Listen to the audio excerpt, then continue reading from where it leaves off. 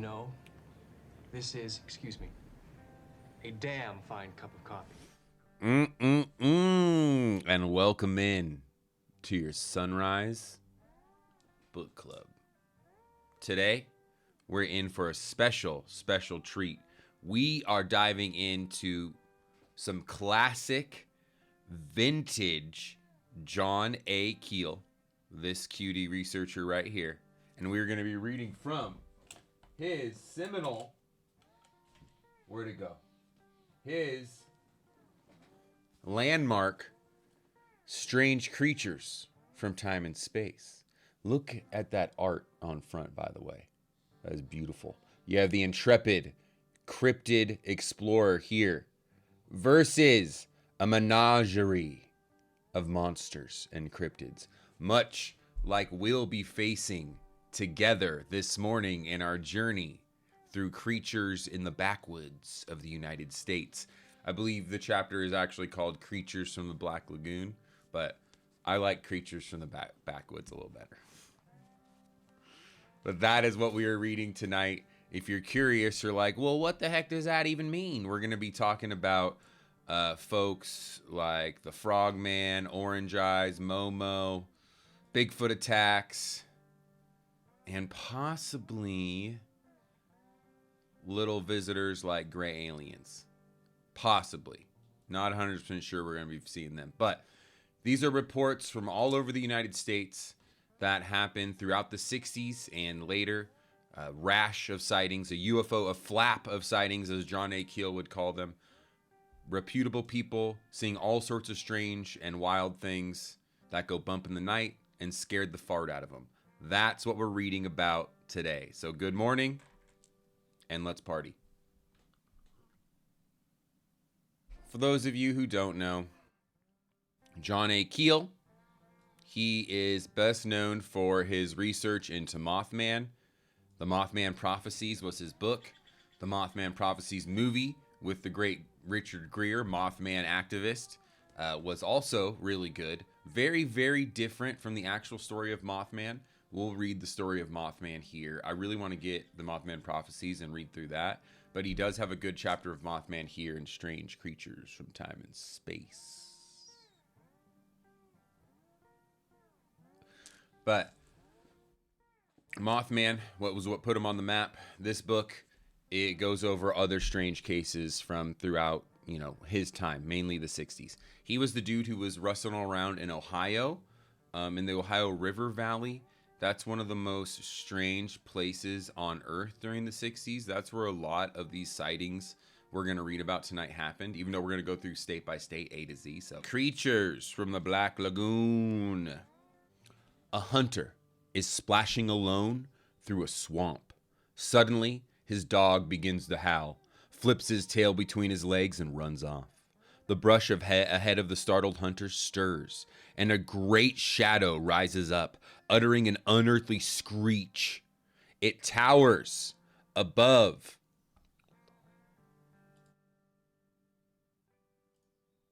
and a great shadow rises up, uttering an unearthly screech. It towers above the man by 2 or 3 feet. He is too surprised and too paralyzed with fear to raise his rifle. The thing shuffles off into the blackness of the swamp. This drama has been acted so many times over the years that the basic job of simply cataloging such incidents is almost impossible. The swamp creature is not necessarily a special breed of monster, though in most cases the descriptions are very similar to our mountaineering abominable snowman, Bigfoot and Yeti. We shall call him the abominable swamp slob, or the ass, ASS for short. While the ABSM thrives in forests and high places, and the ABSM is the abominable snowman. So what's interesting about this book is this was written before the Bigfoot craze.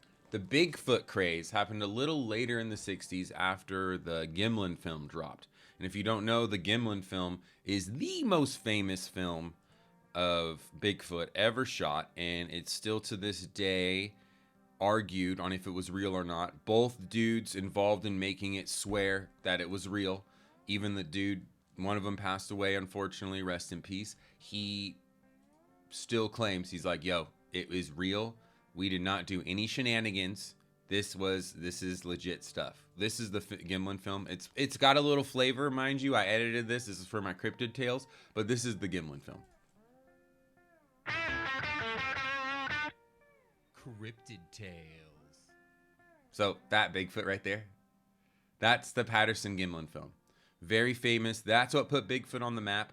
And after this, there were so many Bigfoot sightings. Now, John A. Keel's book comes out a little bit kind of like during this time. So the Bigfoot name hasn't caught on. So that's why he's throwing out stuff like Abominable Snowman, the Yeti, or Big. That was what Bigfoot's name was before Bigfoot. They didn't have that. What is that? Is that nomenclature?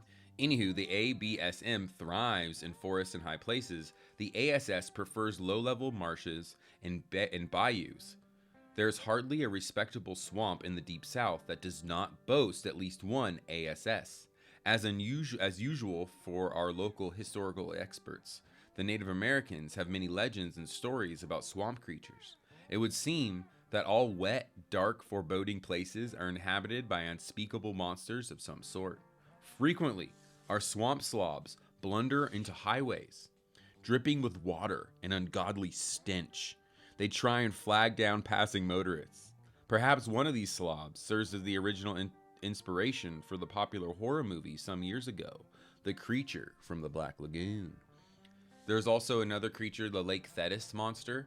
The Lake Thettis monster looks a lot like the creature from the Black Lagoon, so I'm pretty sure maybe that was based on it, or it came after. I don't know. Swamps have also provided a strange attraction for flying saucers. There have been some spectacular sightings in and around swamps in recent years. The ABSM episodes discussed in the previous chapters may appear to have little or no relationship to unidentified flying objects. But as we move along, you may receive some rude shocks. UFOs have a habit of chasing automobiles like naughty puppies. So do our hairy humanoids. UFOs like to sneak up and scare lovers parked in isolated places.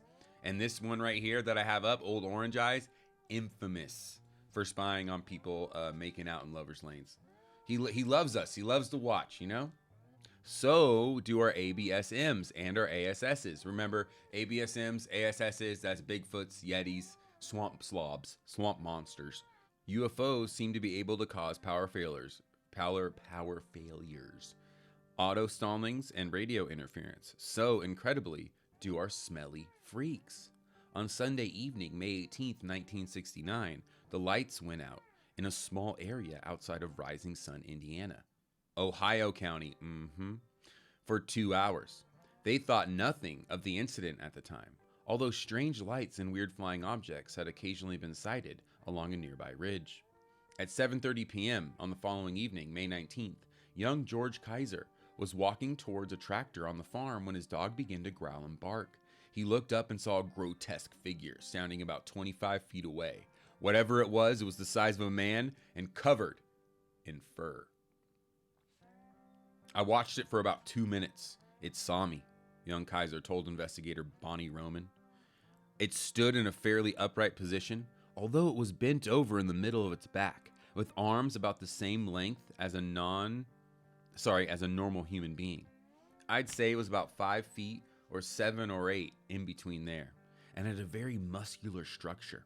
The head sat directly on the shoulders, and the face was dark, with hair which stuck out on the back of its head. It had eyes set close together and a very short forehead. It was all covered with hair except for the back of its hands and the face. The hands looked like normal hands, not claws. George was transfixed with shock and fright for a moment. Then he made a move to get into the family automobile parked nearby. The creature made a strange grunting sound, turned, jumped over a ditch, and ran down the road at high speed, quickly disappearing out of sight. Footprints were found in the dirt by the ditch. They showed 3 toes plus a big toe, so 4 toes. Interesting. Plaster casts were later made of these prints. So that's a new one. we read a lot about three-toed encounters and three-toe Bigfoot encounters, ass encounters, ABSM encounters. They are more wild. They're a lot less tame than a Bigfoot encounter, kind of like this, where you're gonna run into it, it's gonna screech at you, you're gonna smell it, might throw something at you, you're gonna feel like you're in danger. Five-toed encounter, like with a Bigfoot or a big old skunk ape or a Yeti, typically you see it either far away or, you just see it for a brief time and it fades out. It seems like from reading, not that I fucking know, but it seems like just from the encounters we've read about, there's a difference in like attitude or, demeanor. A neighbor of the Kaisers, Mr. Charles Rolfling, reportedly watched an unidentified flying object for about 8 minutes shortly after 10:15 p.m. on May 20th. He studied it through binoculars and described it as being a glowing greenish white. So here we have the sequence of interesting coincidences: a local power failure on May 18th, a creature sighting on May 19th, and a UFO sighting on May 20th. As Ian Fleming's Goldfinger remarked, once is happenstance, twice is coincidence, 3 times is enemy action. If you read the rest of this book carefully, you will become aware of many surprising coincidences. As they mount up, they become correlations. The correlations in turn mount to become evidence. The only way to feed you all the evidence is to bury you in the data. We intend to give you enough data so that you may draw your own conclusions. Imagine that you are sitting on a jury and we are the lawyers parading our witnesses before you. Type B scientists, the villains of this book. So he goes on for I forgot about this part of the book. He goes on for a while here about ranting about type B scientists. We don't need to get into it. We're here for the creatures, not for the drama. Thank you very much. Anywho, but basically saying people who have a closed mind. We run into this idea a lot. It reminds me of Dr. Mack. Dr. Mack, psychiatrist, was a total skeptic. Harvard trained for 40 years, helping people. Psychiatrist means he had to go to the hospital, do the training. Basically, he's an MD. He's a fucking doctor. Didn't believe in the phenomena at all. Gets interested in it. Starts interviewing people who claim to be abducted or contacted. Ends up being a true believer. Same reason John A. Keel. Just the mountain of evidence, the correlations, the synchronicities, the coincidences that line up. It just ends up being too much to bear. Too much to say no to. So that reminds me of the same thing. John A. Keel saying type B scientists are the villains of this book. He's just talking about people who, not even villains, just the minds aren't open for a paradigm shift or aren't open to there being vast amounts of things out there that we don't know about yet. I don't know. Back in 1931, an ABSM or ASS was running around Long Island, only a few minutes from New York City.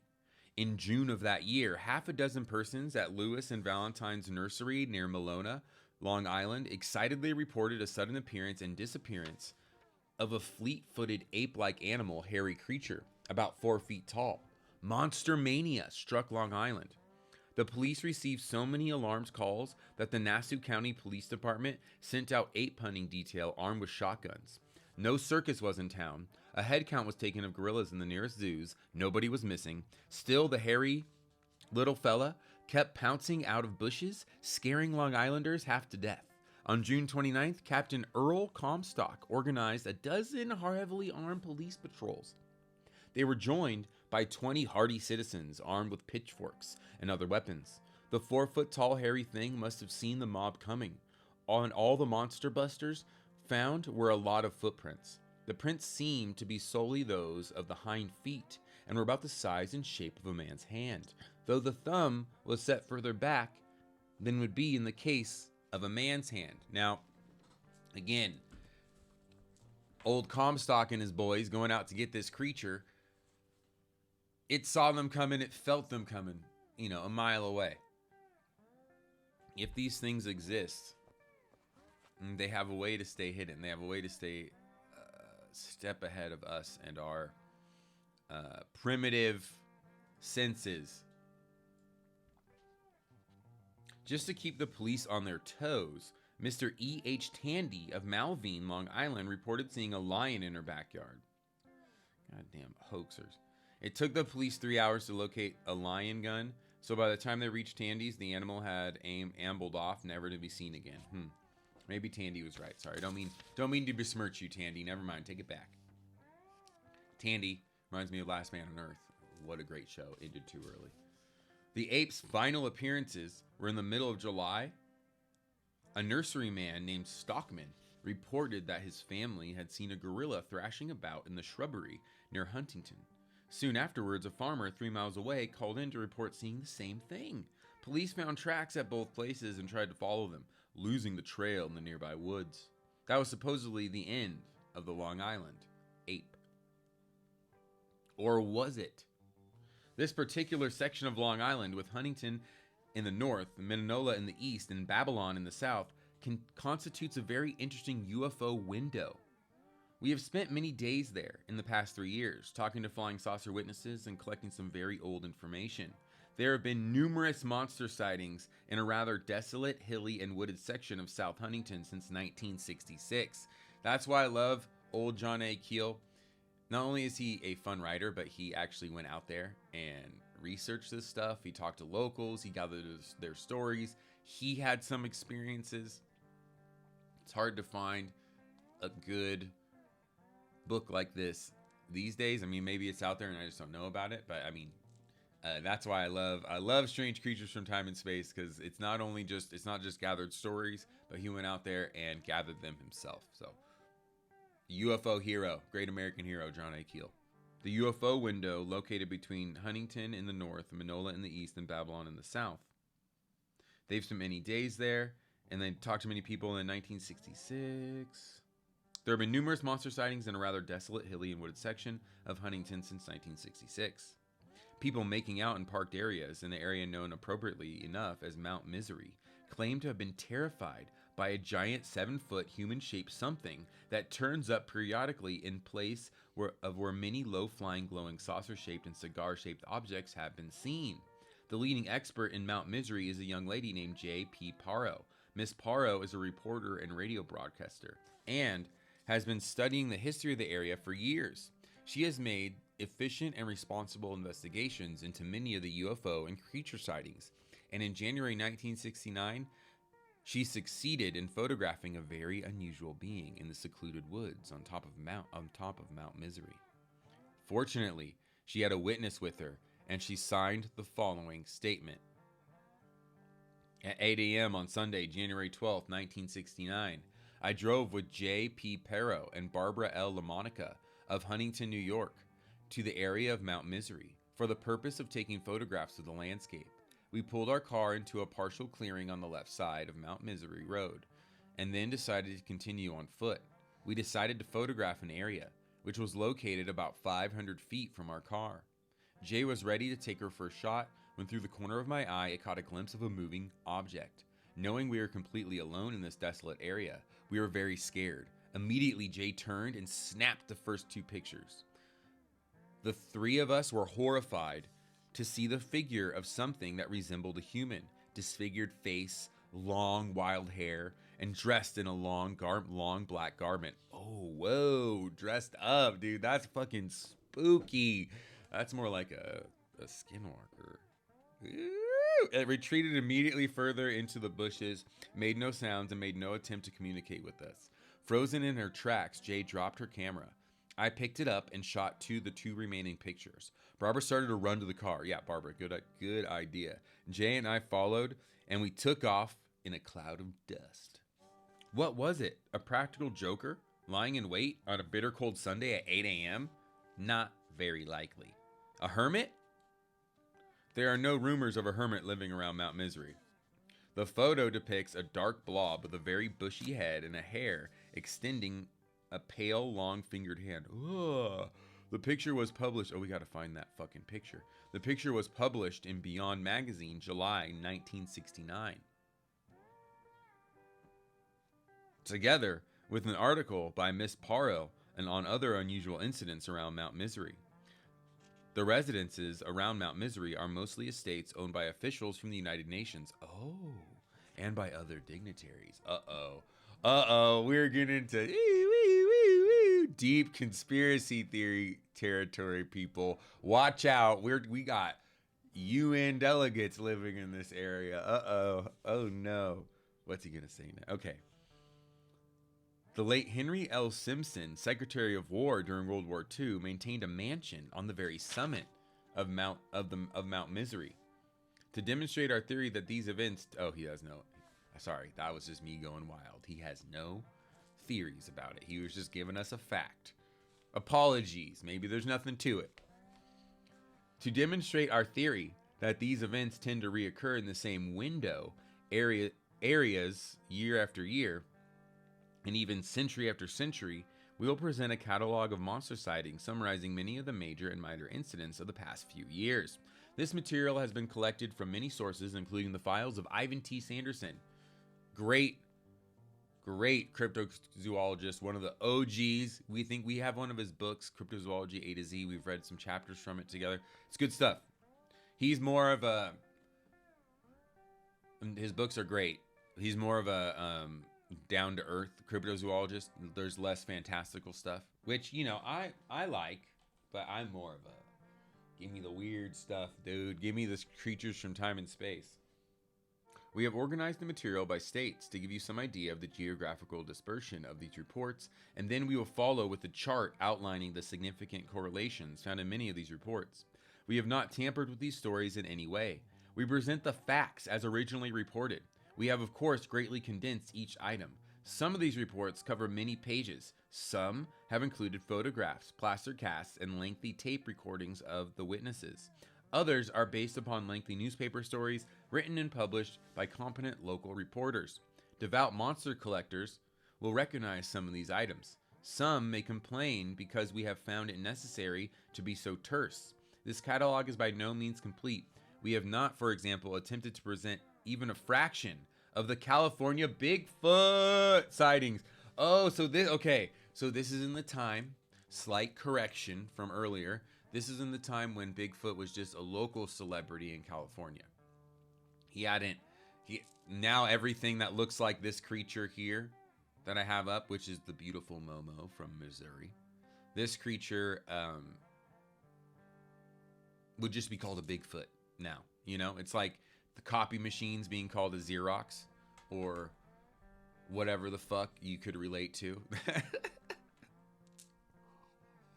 And we have weeded out hundreds of sightings involving only the discovery of inexplicable giant footprints. We have also omitted or tried to omit the many unconfirmed or hearsay reports which flood our mail, but few have been included and properly identified as such. As any statistician will tell you, a sampling must be random if any valid conclusions are to be reached. So we're about to dive into, folks, a tour across America. We're in 1960s, late 60s America, and we're going on a tour of all the ABSM, ASS, UFO, freaky entity sightings that have happened. All the cool ones. Only the coolest monsters made John Keel's list, all right? We start, of course, in the great state of Alabama. A booger, as locals called it, created quite a stir around Clanton, Alabama in the fall of 1960. Several witnesses reported seeing a tall, hairy creature around Walnut Creek. A posse was formed and found footprints which resembled those of a giant ape. Shortly after the posse quit the chase, the Reverend E.C. Hand saw the monster near Liberty Hill, grabbed a shotgun, and pursued it. But it got away. "I can make my dogs catch a mule," Reverend Hand said, but I could not get them to venture out towards that booger. As time passed, there were more reports. Some witnesses claimed the animal made a sound like a woman screaming. Others said it sounded more like an elephant. It also prowled peach orchards, apparently sampling peaches. Oh, sampling, not stampling. Stampling, I was like, it's like stamping on peaches, you know, and also No. sampling them. This is But sampling the peaches. a damn fine cup of coffee. Sampling peaches like how the skunk ape likes to sample apples. 5 years later, on August 30th, 1965, the Union banner at Clanton carried an illuminating story. Some 6 years ago, several people out on Walnut Creek, a mile or so from Clanton, reported seeing some animal like a bear. It made some curious sounds at night, kindly like a woman in distress. It ranged up and down the creek for a distance of some 10 miles. Then 4 years ago, something made tracks in the peach orchards some 3 miles south of Clanton, near large swamps. It was supposed to vanish into the swamps at night. A cement cast was made of the track, about the size of a person's foot, but looking more like a hand. The cast is still somewhere in Clanton. We got to go visit that cast in Clanton. That'd be so cool if it's like in a little shrine or something. The Clanton Booger, 1965. So that was Alabama's most famous sighting at the time, the Clanton Booger. Are you from Alabama? Do you have a story about the Booger? Do you have a story about anything paranormal or weird that you've experienced? A ghost, a ghoulie, a UFO, an alien, a Bigfoot, a MoMo, a chupacabra, whatever it may be? Please let me know, because as always, we're ready to believe you. Now we go over to California. So remember what was mentioned before. This is just a couple of California's like major events, right? So we're only going to read about, which is still a lot, like half a dozen, maybe 10. As we read through the California section, remember California Sasquatch, Bigfoot, which at the time Bigfoot's just a local celeb, baby. He's not known as Bigfoot throughout the world yet. Those reports aren't included. If the Bigfoot reports were included, this book would be like this thick, because there was a shit ton of them. So these are just the more strange and fun ones. California. The following account was published in 1896 in a book titled The Hermit of Siskiyou by L.W. Music. What a sick name. Note 1. A Del Norte record correspondent writing from Happy Camp, Siskiyou County, January 2nd, 1886, discourses as follows. I do not remember to have seen any references to the wild man which haunts this part of the country, so I shall allude to him briefly. Not a great while since Mr. Jack Dover, one of our most trustworthy citizens, while hunting saw an object standing 150 yards from him, picking berries and tender shoots from the bushes. The thing was of a gigantic size, about 7 feet high, with a bulldog head, short ears, and long hair. It was also furnished with a beard, and was free from hair on such parts of its body as common among men. Its voice was shrill or soprano, and very human, like that of a woman in great fear. Mr. Dover could not see its footprints, as it walked on hard soil. He aimed his gun at the animal, or whatever it was, several times, but because it was so human, would not shoot. Good man. Good man. Don't shoot that Bigfoot. You let it live. That's why it even showed itself to you. In a way, it knew, it sensed your vibe, brother, and it knew you weren't going to shoot it. But because it was so human, would not shoot. The range of curiosity is between Marble Mountain and the vicinity of Happy Camp. A number of people have seen it, and all agree that their descriptions, except some, make it taller than others. It is apparently herbivorous and makes winter quarters in some caves of Marble Mountain. Leave it alone. It's eating berries and twigs, man. And other bushes, I guess. Next sighting. So that was a very early sighting. Next, we're jumping up to 1958. That was California, 1896. Now, 1958.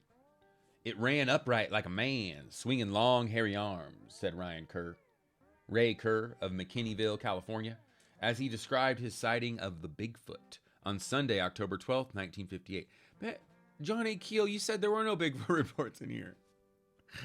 He was near Bluff Creek. Oh, the infamous Bluff Creek. Now, the Patterson-Gimlin film that I showed y'all earlier, that was filmed at Bluff Creek, California. The most infamous Bigfoot sighting area. When he saw it, it happened so fast, it's kind of hard to give a really close description, but it was covered with hair. It had no clothes. It looked 8 to 10 feet tall to me. Roy Wallace said that he had seen a similar creature a short time earlier. It was hairy, walked stooped over, had long dangling arms, and was 4 feet across the shoulders. The mutilated bodies of 4 dogs were found in the area by Curtis Mitchell, a Native American, on the evening of Kerr's sighting. They looked as if they'd been ripped apart, he said. One of them had apparently been slammed against a tree. The bodies were still warm when they were discovered off the Elk River Road about 5 miles south of Eureka, California. And that is another unfortunate theme of cryptid sightings. Dogs tend to disappear. One of the very earliest Mothman sightings. The man's dog ran off towards the creature. Dog was never seen again. So keep him on a leash, folks, when you're encountering a cryptid.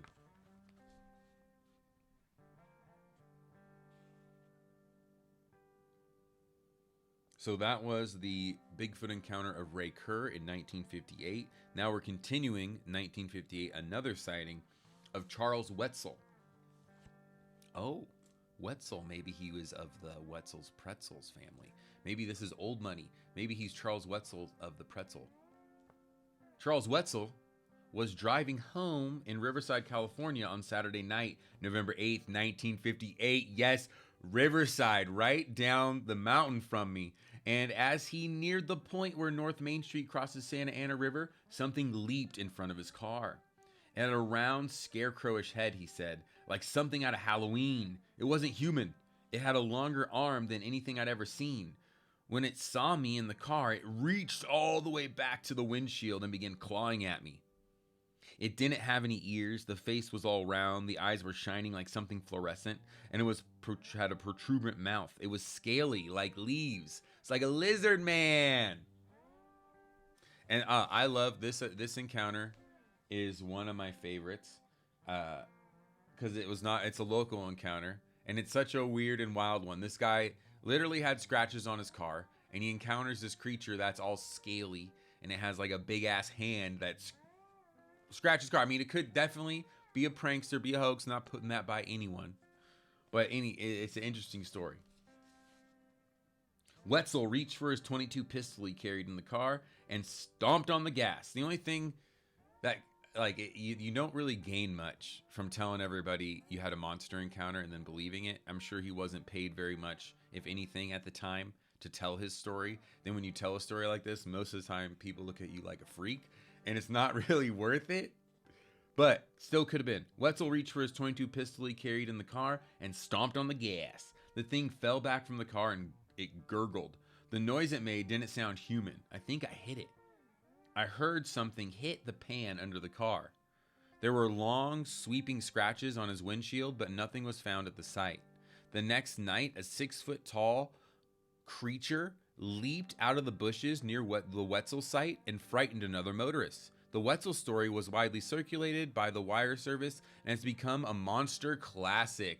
Indeed, a monster classic indeed. So then that was the Wetzel encounter in 1958. So there we go. In 58, we already have a pretty well-verified report of a Bigfoot seen by a couple different folks. And then a lizard creature in Riverside in 1958, seen by a couple different folks. We now go to 1966. 5 witnesses walking home in the late evening, a resident of Hoopa Valley, California, identified only as Peters, saw a strange creature jump out, utter a surprised grunt, jump a 5-foot fence in one agile leap, and disappear into the darkness. It was not a bear and appeared to be much taller than a man, but was of tremendous width. Yeah, I mean, a bear's got a big old fat butt and it's not jumping anywhere. When I caught a bear in my trash, it was just like, whoa, whoa, whoa. And I was like, get out of here, bear. And then it just turned around and slowly lumbered away. But it's just like, it's on all fours, you know? You would not mistake a bear for whatever the fuck this guy saw. Now we go to 1966. 5 witnesses reported that a tall, hairy creature was discovered ransacking their car while they were picnicking in a forest outside of San Diego, California. In July of 1966, it growled and ran off, they said, hiding behind a tree and springing at them as they later drove past. It tried to reach into the window of the car, they claimed. Further on, they saw another tall figure sitting by the side of the road, apparently watching them go by rather nonchalantly. They said these beings were covered with reddish hair and were over 6 feet tall. They were not bears or any other known animal. They definitely don't sound like it. Now continuing, another sighting in July of 1966. This time, in another local spot, Fontana, California. Let's go. Late in July 1966, 2 frightened teenage girls reported that they had been in a car near Little Creek outside of Fontana, California, when a bush beast suddenly stood beside their vehicle. They described it as being 7 feet tall with brown hair and covered with moss and slime. The report kicked off a monster epidemic, and over 250 people, most of them armed to the teeth, poured into the area on a massive monster hunt. The Bernardino County Sheriff's Office, said that that amateur bush beast hunters were swarming nightly over barren foothills, filling the night with wild gunfire. The slime-covered ASS, abominable swamp slob, got away. Fontana is only about 20 miles north of the Riverside, site of the 1958 Wetzel sighting. There you go, Wetzel connection here, Wetzel pretzel connection here. There has also been considerable UFO activity in this particular area over the past few years. Yeah, baby. Look, that last one, the Fontana monster, definitely I'm in the 99% believing on that, per usual. I will just say, though, the report comes from teenagers. We know that teenagers also started the Salem witch trials. But teenagers, influenced by adults. That is the ASS of Fontana. Next, we go to another sighting in 1968. So a rat from 50, what was it? Where'd we start? From 1869 to 1968, basically when this book was published. Sightings up the yang of wild and crazy wild men and folks and creatures. A treasure hunter, Harold Lancaster, was prospecting in Borrego Sink near Borrego Springs, California in July 1968 when he saw an ape man. I was camped out on a mesa one morning when I saw a man walking in the desert, Lancaster reported. The figure came closer. I thought it was another prospector. Then I picked up my binoculars and saw the strangest sight of my life. It was a real giant ape man. Lancaster fired his .22 pistol in the air. I was afraid the beast might get too close, he said. The Sandman jumped a good 3 feet off the ground, and then the sounds of the shots reached him. He turned his head, looked toward me, and then took off running in the other direction. Well, it's a good idea. It's a good idea, ape man out there in the desert. Those are the strange sightings from California. The history of odd ape men, similar to Bigfoot, but not necessarily. We go from California to the great state of Florida and their history of weird creature sightings. So get ready for some skunk ape sightings. In 1963, several persons on a ranch outside of Holopole, Florida, said they had seen an ape-like creature running across a field. A prominent cattleman and citrus grower claimed he was in a group that had been within a few feet of the creature and that it was definitely an ape of some kind. In 66 and 67, the Holopole ape was back. Eugene Crosby said it was 5 feet tall, hairy, very broad, and walked on 2 feet. It threw a tire tube at him. Other stories describe it how a 6-foot-tall ape attacked 2 hunters on the desert ranch. They are supposed to have shot at it, and it went screaming into the darkness. Later, an unoccupied tent house on the ranch was broken into. Furnishings were broken and scattered, and bloodstains were found. Well, that's what you get for firing on it. This is a controversial photo of the old skunk ape here, taken, I believe, in the 90s or like early 2000s. Don't quote me. It's now another sighting in 66. A harsh coughing sound made Ralph Bud Chambers of Elfers, Florida, look around as he was walking in some woods near the Antelope River in the summer of 1966. He saw a giant hairy thing standing in the trees. The thing had a rancid, putrid odor like stale urine, Chambers said. He hurried away and brought back a friend. They followed the creature's tracks into swampy areas. Chambers' dogs refused to follow the scent, but whined and could not be coaxed into going near the creature's trail. Amen. Don't do it, dogs. Do not do it. Later, Chambers had another sighting. He said the thing was over 7 feet tall, at least 4 feet wide at the chest. Damn. In the summer of 1967, another Chambers sighting, so now a year later, Chambers, awakened by the howling of one of his dogs, looked out and saw the creature standing in his backyard. Ew! The thing just seemed to stare straight ahead. This time the dog was so mad that it did attack the creature, probably because the dog felt the thing was invading his home territory.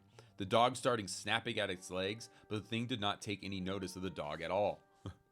The dog kept biting its ankles and feet, and the creature very slowly and methodically turned and started walking down the road that leads back to the swamp and the river, Chambers reported. Well, I'm glad your dog didn't follow it into the swamps, dude. An alleged UFO landing. So now that we go from 67 back to 65, we're going to tie one of these creatures into a UFO landing, which, hey, it isn't far from everything else we've read. The most recent book, written in 2024, Encounters, really helps tie in strange phenomena all together under an umbrella. Like if there's lights in the sky, dollars to donuts, there's going to be someone seeing an entity or someone getting abducted or someone having a prophetic dream. All this weird stuff seems to happen in areas and windows, like kind of like what old Keel's talking about, or with certain people. But an alleged UFO landing had occurred in Brooksville, Florida in 1965. There has been much UFO activity throughout Florida in the past 20 years. During the peak flat period of March through April 1966, Miss Eula Lewis of Brooksville reported that local residents were being disturbed by inexplicable shrill screaming sounds. She heard her dogs barking one night, and when she looked out the window, she saw a big hairy thing standing in the yard. The thing was swinging its arms, and the dogs were yapping to beat hell trying to get it. It started going back into the woods with the dogs still chasing it. Now that, it's like the shrill screaming. Every time it's reported, no matter what state, no matter what year, the shrill screaming is a huge component of that. Now we move to 66, 67. There were several hairy monster reports around Brooksville in 1966 through 67.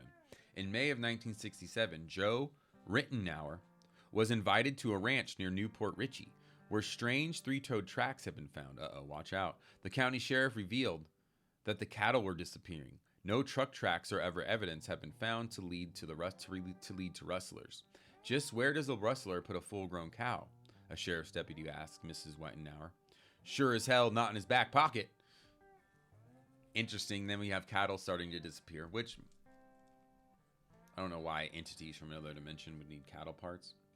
That smacks of like some weird government program. We now are going to back to 1966. A young woman was changing a tire on a lonely stretch of highway outside of Brooksville, Florida on Wednesday, November 30th, 1966, when she heard a noise in the bushes and became aware of the most unpleasant odor. Then a huge thing with large green eyes and an eerie greenish glow on one side of its hairy torso stood up beside the road and studied her. She was terrified. The creature walked off into the woods when another car came along and stopped.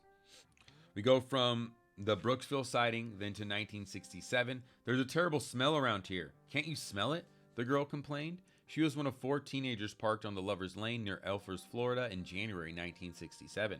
As the others took deep breaths, an animal about the size of a large chimpanzee sprang onto the hood of the car. Then we panicked, the driver later told investigator Joan Wittenauer. The thing looked like a big chimp. It was greenish in color with glowing eyes, and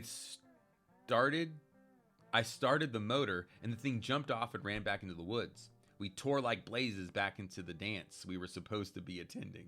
A police officer from Newport Richey later visited the site and found a sticky green substance, which remains unidentified. Ooh! So there we have the sighting of the green chimp.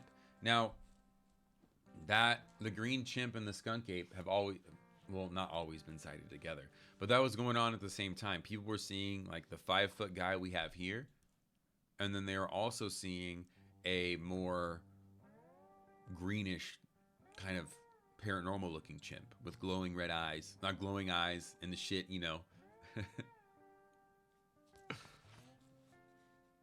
glowing eyes, and a horrible aura and smell. Just wild. I do love that it scared them back into the dance they were supposed to be attending. Get back to the dance, kids.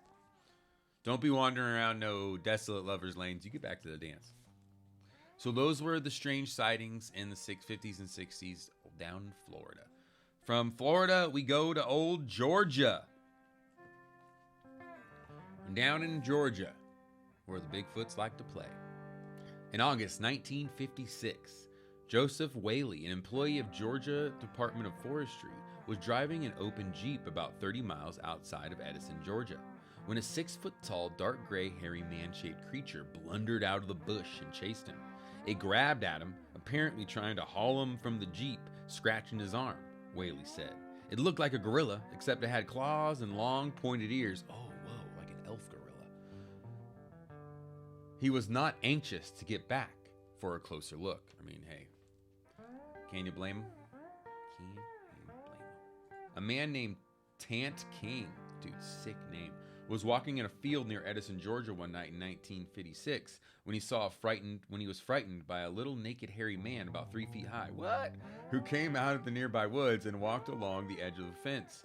Other men called to the scene found tracks and strips of white curly hair about 3 inches long on the fence. The hair was analyzed by a local crime lab and found to be human. What? A young reporter covered the story and wrote a yarn about a creature 8 feet tall, much to Mr. King's annoyance. A zoologist named O.K. Fletcher speculated it could have been a kangaroo. Woo! And oh man, and the kangaroo thing is interesting because in this time in the 30s and 20s through on, there was an era of people seeing a creature and think in like an unknown creature and it being considered a kangaroo. There's a whole fucking section. We'll do a history of phantom kangaroos. I love it. It's a weird one, but that's interesting. I love it that the guy, one zoologist, like, well, it might have been a kangaroo. One of the kangaroos from the phantom kangaroo era. So that's Georgia. Not a lot of weird going on in Georgia in the 50s and 60s. Apparently, not a lot of big feet. Let me know if you've heard of any wild stories from Georgia. From Georgia, we go to Illinois. Old Illinois. This is a sighting from 1941. The Reverend Lepton Harpole was taking a stroll one evening in 1941 near his home outside Mount Vernon, Illinois, when he paused to light his pipe. Suddenly, a beast leaped from a nearby tree, knocking off his hat and knocking the pipe out of his mouth. Harpole said it jumped up and down, making a very strange sound. It was, he felt, of the ape family, about 3 feet tall and dark brown in color. Another tiny one, another tiny biped. This is as true a story as was ever told, Harpole's brother said. Well, why do you got to say that then? By the way, this is the truest story as ever told. Now let's go to 1942. Scores of people near Mount Vernon, Illinois reported seeing a large hairy humanoid, usually described as a large baboon. When farmers tried to pursue it, they said it was able to leap ditches 20 feet wide with ease. It killed at least one dog near Bonnie, Illinois. A large posse of armed men searched the region in vain. Although it left a trail of footprints and dead animals, it seems to have vanished into thin air. Now let's go to 1962. In an interview with Lauren E. Coleman in November 1962, Stephen Collins said that he, Robert Earl, and 2 unidentified men had seen a large gray animal standing upright in the middle of a creek east of Decatur, Illinois, off East William Street Road. They felt it was definitely not a bear. So we go from definitely not a bear, then to 1963. It looked like a half man, half horse, said James McKinney of Centerville, Illinois. Horseman. I've never heard of Horseman. When he tried to describe the creature he had seen in May of 1963, Centerville police received more than 50 calls within a few days, all reporting the strange animal. Police searches failed to find anything. Now let's go to 1965. 4 young people were parked in a car in the Montezuma Hills outside of Decatur, Illinois on September 22nd, 1965. when a man-like monster approached their car. The young people fled, but later the boys returned to the spot alone and again saw the monster. Police officers searched the area fruitlessly. "We don't know what they saw," one officer said, "but they appeared to be well frightened." Tim Bullock and Barbara Smith were in a car parked near Shittyville. It's spelled Chittyville. That's not Shittyville, right? That's Chittyville or Shitty. Chitty or Shitty. Like with the C sound, like shit, you know? But Chittyville, Illinois, north of Heron, on August 11th, 1968 at 8:30 p.m., a giant figure suddenly appeared from the bushes. Badly frightened, the couple said it was 10 feet tall, with the head as large as a steering wheel and a round, hairy face. It threw dirt at them and through the window. Bullock reported to the spot the next day and found large suppression in the grass. People claimed that dogs in the area had been carrying on for the previous 2 weeks. The editor of the Heron, Illinois spokesman did not publish the story. He felt it was a work of some local practical jokers. Well, I mean, the only thing that makes me think practical jokers is the fact that they got dirt thrown on them. That's so... I don't know why it's so funny. But like the Bigfoot runs up, he's like, throw dirt at you. So is that like a get out of here, you son of a bitch?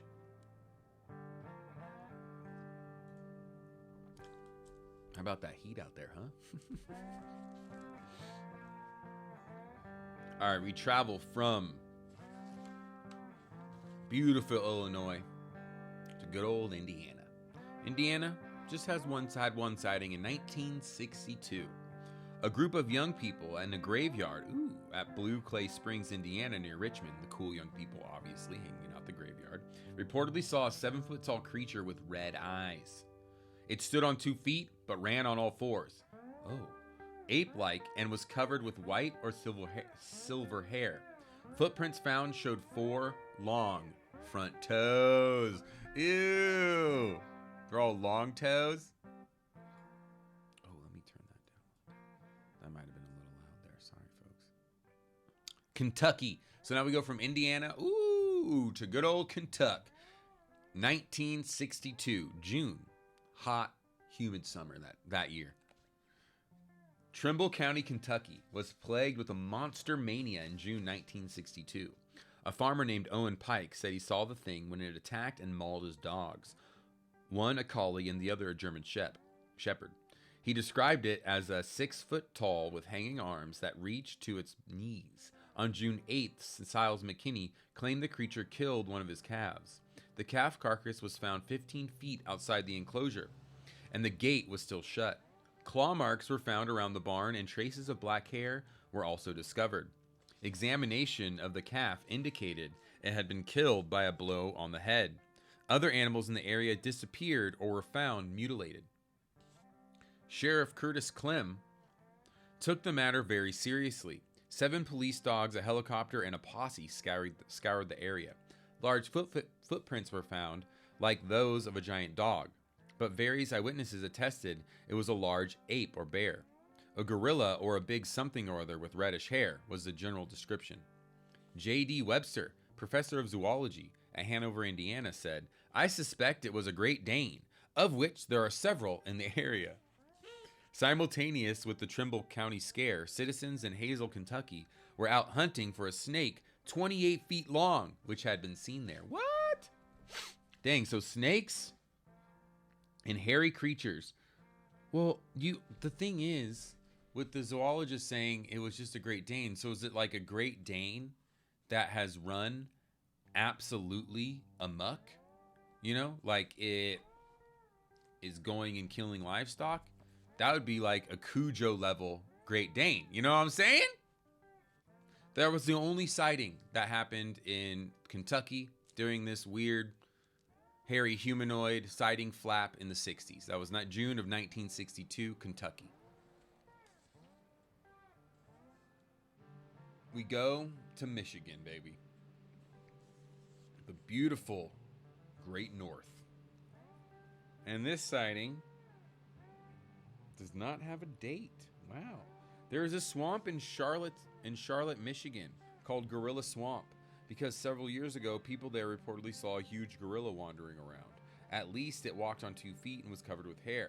Data is skimpy. Now we go to 1937. An old sighting. I love these historical sightings. It's not a modern phenomenon. It's not a phenomenon contained just to this here United States, man. Global. This is one of the shortest stories on the files of Lauren Coleman. In the year 1937 in Saginaw, Michigan, a fisherman sitting on the banks of the Saginaw River is reputed to have seen a man-like monster climb up the riverbank and lead upon a tree, and then return to the river. The man suffered a nervous breakdown. Ooh. Yeah, man, you see something like that, that's fucking spooky. Now let's go 1956, May. Beautiful summer day here in Michigan. 2 young men, Otto Collins and Philip Williams, claim that they ran into a giant hair-covered ape-like thing outside of Marshall, Michigan. According to their story, the creature picked them up one under each arm, while their alarmed companion, Herman Williams, scrambled for his gun. The beast dropped them and ambled off. They said that it had big green eyes. They were as big as light bulbs, and it smelled like something rotten. Beginning around 1962, folks living near the vicinity of Silver Lakes, Michigan, started seeing something 9 feet tall that made a whimpering sound. Then in May 1964, monster mania hit the region full force. A man named Gordon Brown told how he and his brother had seen the creature one night and followed its tracks. "We come to a tree," Brown said. "Well, I knew there weren't no tree there before. Well, wowee, this thing was a-standing there. Well, we hightailed it right out of there." 3 teenage girls met the creature in broad daylight while walking along the side road in Silver Creek Township. Joyce Smith fainted on the spot. Patsy and Gail Clayton stood motionless, paralyzed with fear, as the thing charged off into the underbrush. "It didn't look like a man," Joyce said. Patsy described it as being about 7 feet tall with a dark face. John Uttrup told the Cass County Sheriff that he had seen the monster several times. One night, he was driving into his yard and he saw it standing behind a bush. It had big, bright, shining eyes, he said. Mrs. Uttrup saw how one of her shepherd dogs chased the monster one night and came back with the pupil of one eye turned a pale blue color. Weeks later, it returned to normal. Ooh, casting spells on your dog. Many other witnesses came forward and were named in the extensive newspaper accounts. Hundreds of people flocked to Sister Lakes and the usual feudal monster hunt took place. Again, yeah, the monster was chilling, showing itself to the people in the neighborhood because it knew it wasn't going to get hurt. Then all these fucking people show up with their negativity and wanting to hunt it down. And then the monster's like, poof, I'm gone. Bye. The monster returned to Michigan, this time to the placid little community of Monroe, due east of Sister Lakes in Cass County. We must add that this entire area is also one of the major UFO windows in the United States. And UFO windows is what John A. Keel calls something we talked about at the beginning, a place, UFO hotspots pretty much. Places where a lot of weird shit happens and there's lights in the sky. And in a lot of these places, dollars to donuts, if you're seeing a shit ton of lights in the sky, you're going to encounter a Bigfoot or some kind of spooky entity out there as well. They celebrated Michigan flying saucer sightings of March 1966 that took place at Hillside, which lies directly between Monroe and Sister Lakes. There have been thousands of UFO sightings in this immediate area since 1896. 16 people reportedly encountered the monster in June and July of 1965. And things really got serious when 2 attacks occurred in a single week. One on Wednesday, August 11th, David Thomas was driving a group of women home from a neighborhood baby shower when the thing jumped in front of their car. Thinking that it was a neighborhood prankster, Thomas got out of the car to take a swing at it. When he discovered it towered over his 6-foot frame, he prudently decided to return to the car. Yeah, amen. That is so funny to get out and be like, don't worry, ladies, I'll handle this. It struck him in the back, he said, throwing him against the auto. He leaped back into it and drove off as the hairy arms thumped on the roof and fenders. Other people in the immediate area saw the creature the same night. Keith Mercure said he fired his shotgun at it. Some witnesses described it as smelling moldy. Most agreed that it was at least 7 feet tall, hairy, and had very long arms. It grunted and growled like a mad dog. Yo, Michigan's hairy man. What? I didn't know this. a spat of sightings in the 60s, like what was going down in Ohio, honestly. All sorts of weird shit in this time frame.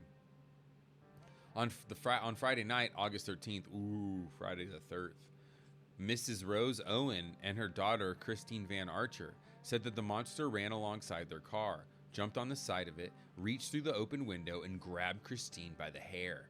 We both screamed, but the monster kept beating her head against the door until Christine fainted. What? It's like a wrestling move. Mrs. Owen said, I jumped out of the car and ran to a house for help. Christine had a black eye from that adventure, and her photo was widely published in Time magazine. Wow. Another girl, Shirley Morin of Temperance, Michigan, said that a giant hairy thing jumped on her car, breaking her windshield and scratching her arm. Once again, an armed posse combed the area in a futile search as the creature had vanished. All of these incidents were coincidentally in the vicinity of Encino Fermi Atomic Power Plant. That's like with Mothman, the TNT plant. A few months later, the plant was shut down temporarily because of mysterious sabotage. Yo, Bigfoot, eco-warrior Bigfoot sabotaging shit. Yes. Okay. So that was Michigan. I was honestly surprised. Michigan harbors quite the little secret, don't ya? You've had yourself quite the spat of Bigfoot sightings throughout history. I wonder if they still continue in that sort of frequency to this day. Now we go over to Mississippi. Mississippi had herself a few sightings. 1962, Meridian, Mississippi. Lost Gap, which is a heavily wooded area around Meridian, was gripped with monster mania. It began when a group of teenagers reported seeing a green-eyed monster 6 to 9 feet tall. Soon there were dozens of other corroborating witnesses. Chief Deputy Alton Allen said he was convinced that the monster existed and a huge search party was organized. Bloodhounds and helicopters were brought into play, but nothing was found. 9 years earlier, according to one story, railroad men working in the area where the monster was later seen found that their compasses would not work. Ooh. Now we tell the tale of two truckers, Old William and James Cagle. And this story took place in 1966. November, and a cold, crisp Tuesday night, November 8th. As they rounded a curve near Winona, Mississippi, a strange creature ran down a slope towards their vehicle. When my headlights picked him up, he was on our left side, James Cagle explained. He was aggressive, angry, and ready to attack. The face looked like a mixture of gorilla and human. The arms and legs were very large. The chest was at least 3 feet thick. His eyes glowed in the dark, and he did not seem to have pupils. It looked us over, then slowly raised an arm like Native Americans do when they greet someone. I'd seen it all the time. I had seen all that I wanted to see, and I floorboarded the accelerator, and we moved out of there. Okay, great. You know, just like with the Hopkinsonville goblins. Like the Hopkinsonville goblins, these precious little creatures approach a house. They put their hands up. And people in the house, boom, boom, boom, start lighting them up. And then the goblins just kind of hang out for a few hours, terrifying the family, peeking through windows, not doing anything really aggressive, except getting shot at. And the family says when they shot at him, the creatures just kind of crumbled and fell back. But that is the Hopkinsonville goblin encounter. That happened around, gosh, was that in the 60s too? But anyway, very strange, weird encounter, unexplained. One of my favorite cases. But that was in Mississippi. That was Mississippi, the two truckers. Now we go over to Missouri. Missouri, in the late 40s, a cow-killing animal is supposed to have turned up in the wool swamps in southeast Missouri. It was said to rip apart full-grown cows and horses, abandoning the carcasses without eating them. Someone shot the animal, and the flimsy reports state that it looks something like a gorilla. Unfortunately, we know nothing more about this incident. And then in 1968, a bear-like animal stepped out of the woods in Kinloch, a suburb of St. Louis, Missouri, in July, and grabbed a 4-year-old child playing in the backyard. The child's aunt screamed, and the family dog went after the animal. It dropped the child and returned to the woods. The boy was later shown a model of a gorilla, and he said that the animal had resembled it. Police searched the woods and found no tracks and no sign of the animal. Now, of course, in Missouri, if we're in Missouri, who we're talking about is one of the best, and that's MoMo. The dog, the child attempting kidnapping, dog stealing MoMo. So this is the Missouri monster. This is the creature that was seen in the wool swamps in the 40s, and then later in 1968 that emerged from the woods and tried to steal itself a dog and a kid. Just trying to start a little family in the woods, you know, a little MoMo family. That is the Missouri monster. Those are the Missouri sightings. Now we go over to Montana, 1968.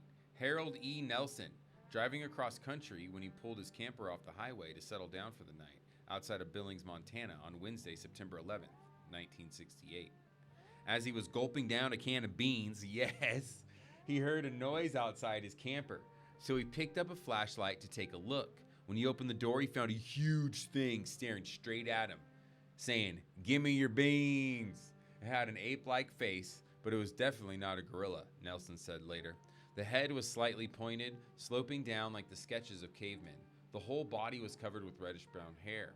There were a few spots of white hair along the edge of the enormous shoulders. It stood erect like a man and must have weighed 600 to 800 pounds. He was big, real big. After a long moment of total immobility, Nelson scrambled back into his camper to find his gun, of course. The creature peered in the door curiously, then turned and shuffled off in the darkness. It's like, oh, yep, it's grabbing its gun like they do. We're out of here. Those were the sightings of Montana, Joe Montana. Now let's go to New Jersey. 1960. When? Doesn't say. 1960, Jersey. 5 students from Spring Garden Institute at Philadelphia reportedly heard unearthly screams while camping near Lake Astion in Burlington County, New Jersey. "We were pretty much on edge," said Burl Shrewd. "After finding 4 large tracks earlier in the underbrush near our camp, they were about 11 inches long and they looked like something like a large bird print with the heel dug in and the toes spread out. Uh-oh, we know who that is. That's our friend, the Jersey Devil. The half-horse, half-pterodactyl thing." Then, in 1966, near Trenton, New Jersey, beautiful springtime in April, the Evening Times carried a story asserting that a new wave of animal disappearances was taking place near Burlington County. Mrs. Stanley Silcock said that she thought she had solved the mystery when she shot the raccoon on April 8th, but his 2 dogs disappeared a short time later. A state trooper named Alfred Poster found footprints so large a man's hand could not cover it. Several months later, an investigator denounced the whole affair as a particularly vicious hoax. Oh, denouncing it as they do. Now we go to May 1966. Ooh, May time. Beautiful, beautiful month. Towards dusk on the evening of May 21st, 1966, Raymond Todd and 3 friends were parked in an automobile near Morristown National Historic Park, Morristown, New Jersey, when they saw a very tall, at least 7 feet tall, entity ambling across the lawn. They described it as being faceless, covered with long hair, like the MoMo, baby.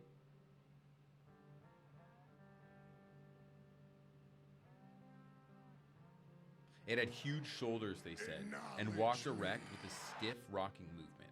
They were absolutely certain that it was not a bear or another known creature. The quartet became hysterical and drove to the entrance of the park, where they stopped their cars to warn people that there was a monster on the loose. Todd stopped a car driven by a young lady, name withheld by request, and had her rush him to Morristown Municipal Hall, where he reported the encounter to the police. The police said that his fear and hysteria were genuine. Tends to happen. So 1966, a Missouri MoMo in New Jersey. What's he doing over there? Next, by a strange coincidence, a young lady substantiated Todd's story with one of her own. She said that she and 3 others had seen a similar monster in the same year earlier. Her group had been parked in the dark when they heard a thumping on the back of the car. They looked out the rear window and saw a huge form standing over the car. It was very tall and had very broad shoulders. They could not see its head. They drove away in a state of panic but did not report the episode to the authorities. The girl's mother urged her not to mention the incident to anyone.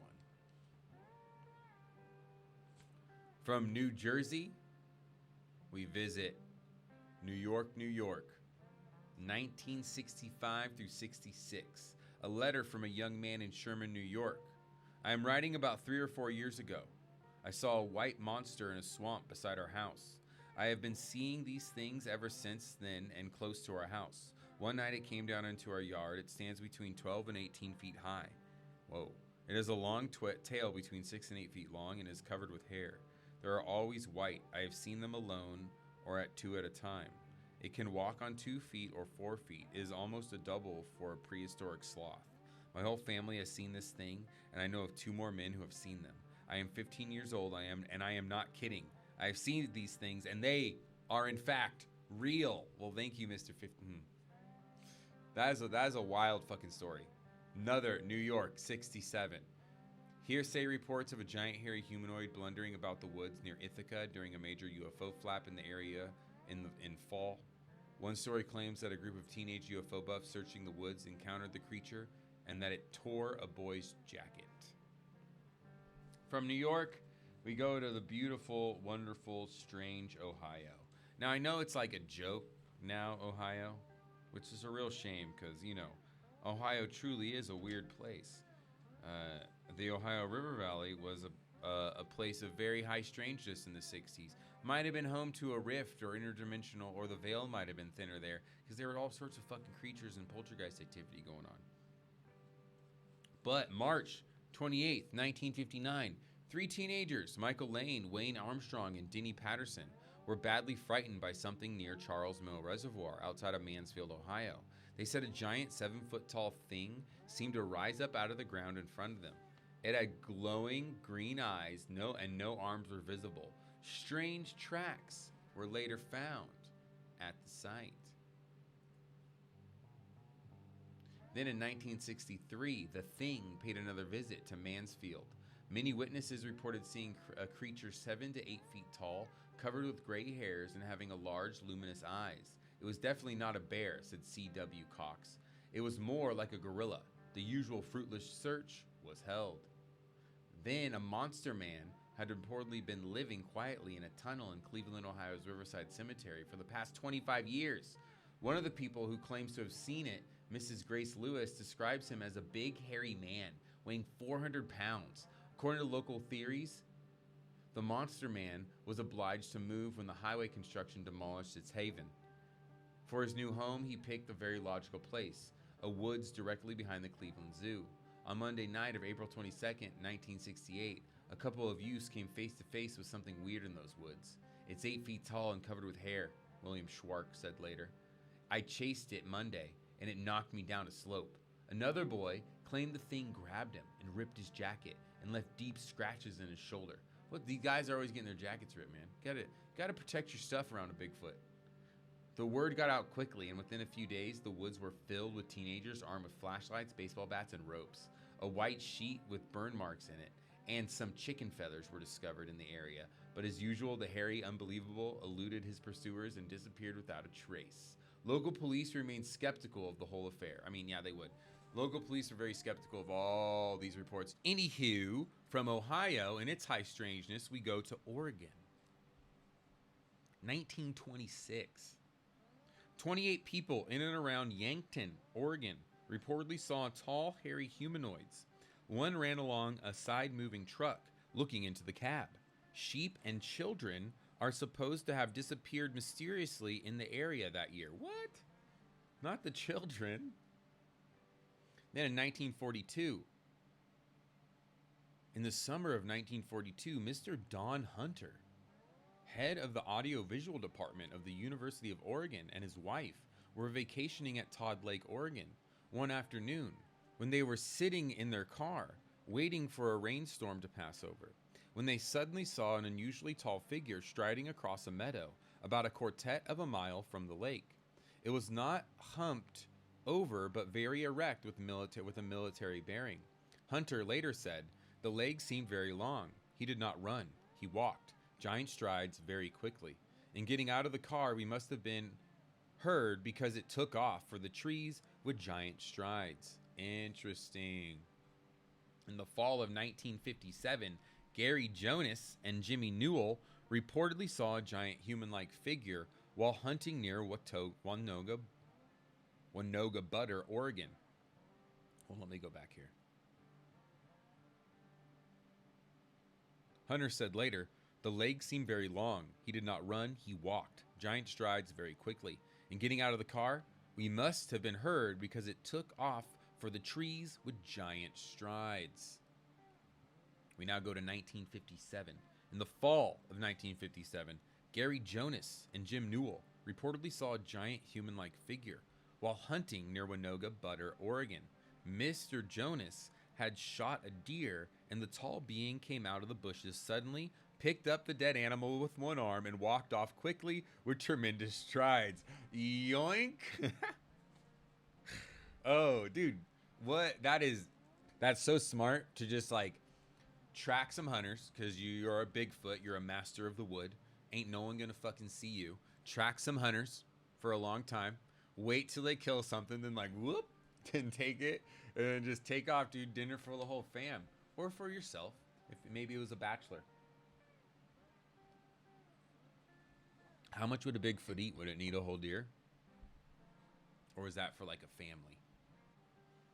The creature was not less than 9 feet tall with very long hair on its arms. It made a noise like a very strange whistling scream. And there we go. That whistling scream again, that whimpering. Through all the states, through all the sightings, that is mentioned. 2 boys from Rosenberg, Oregon, told state police that they had seen a 14-foot man-like creature in the nearby woods on Wednesday, July 29th, 1959. They said it was covered with hair, walked upright, and had human characteristics. They saw it first on the previous Friday, but did not tell their parents because we didn't think anyone would believe us. They returned to the spot again, armed with a rifle. The monster reappeared, and one of the boys fired 5 shots at it from a range of about 50 yards. It ran off screaming like a cat, but louder, he said. Police found human-like tracks 14 inches long, showing 5 toes. The boys were certain it was not a bear. And this is why Bigfoot chooses not to appear often. We fucking shoot at it, right? Try saying hi first, you know? In none of these sightings does anyone ever get hurt. Does anyone ever actually get attacked? Is there any actually, like, evidence? It's like, oh, in the 20s, some kids disappeared in the woods. And they attributed it probably to the monster sightings they were having. Which does not... They fucking lived in the woods in the 20s. Kids are going to disappear. I don't know. That just seems like a hazard. There's less safety measures back then. I think they're just equating things. But what do I know? Okay, we are still in... Are we still in Oregon? Fuck yes.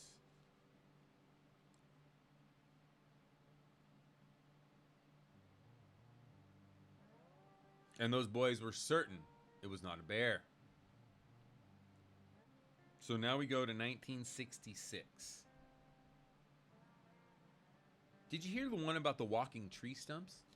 The Spokane, Washington spokesman review carried this story on November 18th, 1966.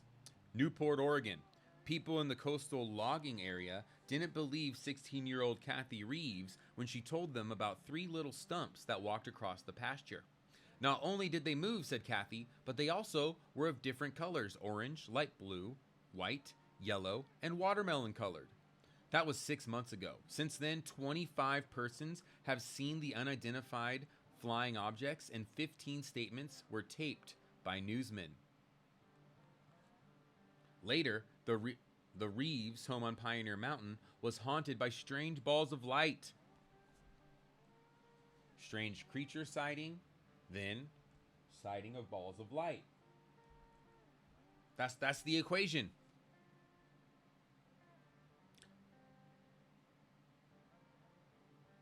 The balls of light flitted from room to room. Investigating police officers and reporters also saw the lights.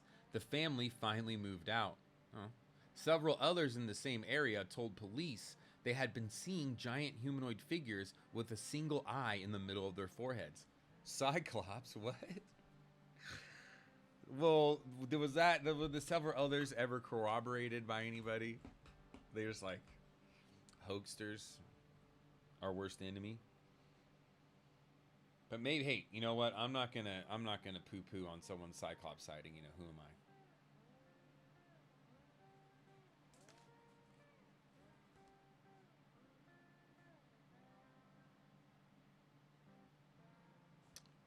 Excellent.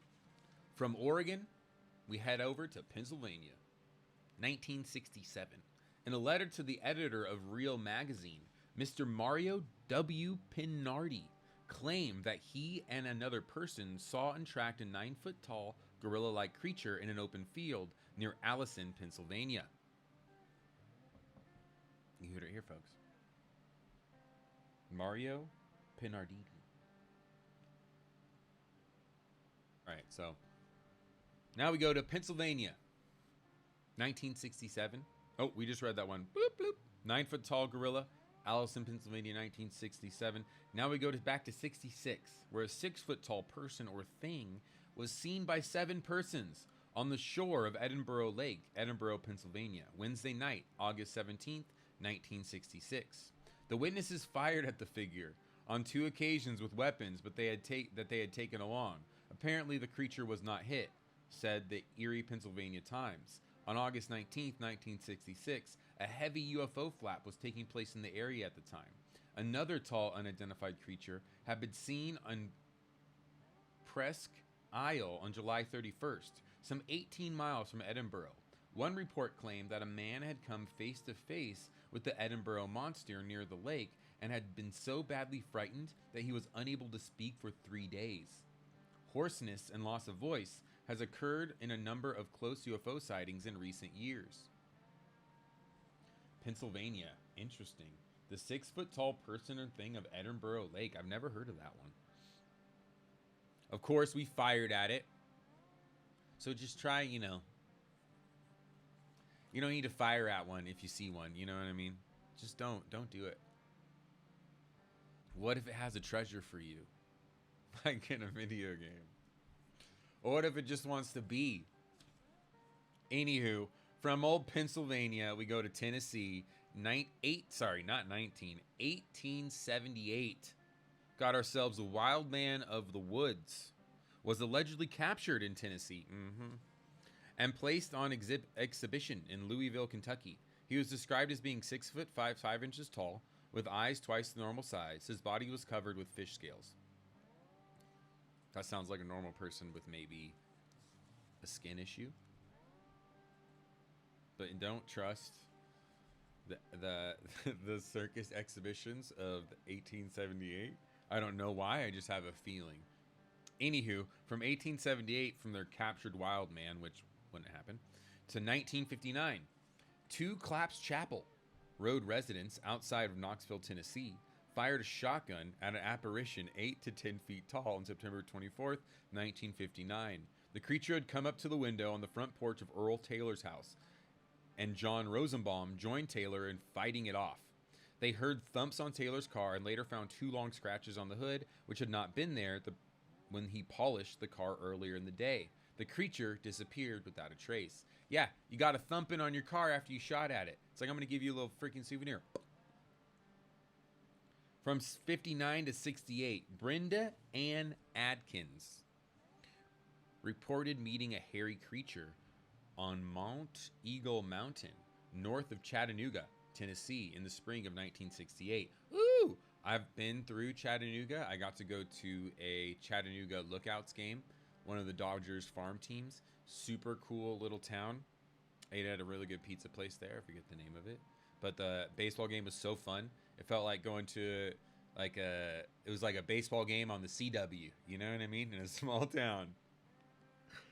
Chattanooga, Tennessee, in the spring of 1968. She had stopped near the edge of a cliff to take some pictures when she became aware of a nauseating odor and heard a noise in the woods behind her. Turning, she saw the thing lumbering towards her. I was absolutely frozen with fear, she said. The thing was at least 7 feet tall and must have weighed several hundred pounds. I'll never forget his enormous chest and those huge arms and legs. His body was completely covered with red hair. The face was a mixture of an ape and a human. I still have nightmares about that afternoon. He seemed to be angry and was growling. I thought he would push me off the cliff or something. Then he stopped about 6 feet from where I stood, cocked his head in a quizzical way, and just stared at me. He studied me for a few moments and then seemed to smile, made a little blubbering noise, and then walked back into the brush. See? This person who didn't have a gun was just frozen with fear, and the Bigfoot was like, burble, burble. I guess, and then just walked off into the woods, you know, as a Bigfoots do. Tennessee was lovely. Now it's time for Texas. 1967 to be exact. Lake Worth. I think we might be visiting the Lake Worth monster here. I'm not 100% sure. Lake Worth is the major reservoir of Fort Worth. A hairy monster lives there. Back in 1967, something described as a satyr-like ogre was scaring folks around Mosque Point at the lake. A band of teenagers searched the area but never even caught a glimpse of it. Greer Island is where about a dozen people say they recently saw a monster, the Fort Worth Star-Telegram reported in July 12, 1969. Description of the monster have ranged from half man, half goat, that's what a satyr is, I'm assuming, to a half man, half goat thing with fur and scales, to a 7-foot, 300-pound hairy being that throws auto tires 500 feet. What? The first 1969 report came on Wednesday night, July 9th, when 3 couples told police that the creature had pounced on their car and left scratch marks on the hood. Another motorist said he saw a big and hairy thing which emitted a squall and then tossed a tire rim more than 500 feet. A local naturalist suggested that the culprit might have been a playful bobcat. What the fuck? So the hairy bobcat tossed a tire and rim more than 500 feet with its teeth, Sheriff? Sheriff, is that how it tossed the tire? With its teeth? Oh, sorry, the naturalist. Sorry, the sheriff believes. Sorry, Sheriff. I apologize. Huh, naturalist? Is that it? It just tossed it with its teeth? And I'll tell you, John A. Keel is so shady. He put naturalist in quotes here. Sheriff Lon Evans was less concerned with bobcats and Sheriff Lon Evans was less concerned with bobcats and monsters than he was with the hordes of trigger-happy motorists who've been patrolling the lake with loaded weapons. The 7-foot, 300-pound half-man goat was seen throughout 1969. You're not gonna fucking catch it, guys. Don't go out there. Don't go stomping around with weapons. Don't go out there trying to encounter one. Let it be. But half man, half goat. Goat man. We love a goat man. So goat man down in Texas. So that's the Scotland-Texas connection. The goat man sightings originated in the moors of Scotland, I believe, or moors in Ireland. I don't know. But anywho, one of those two places.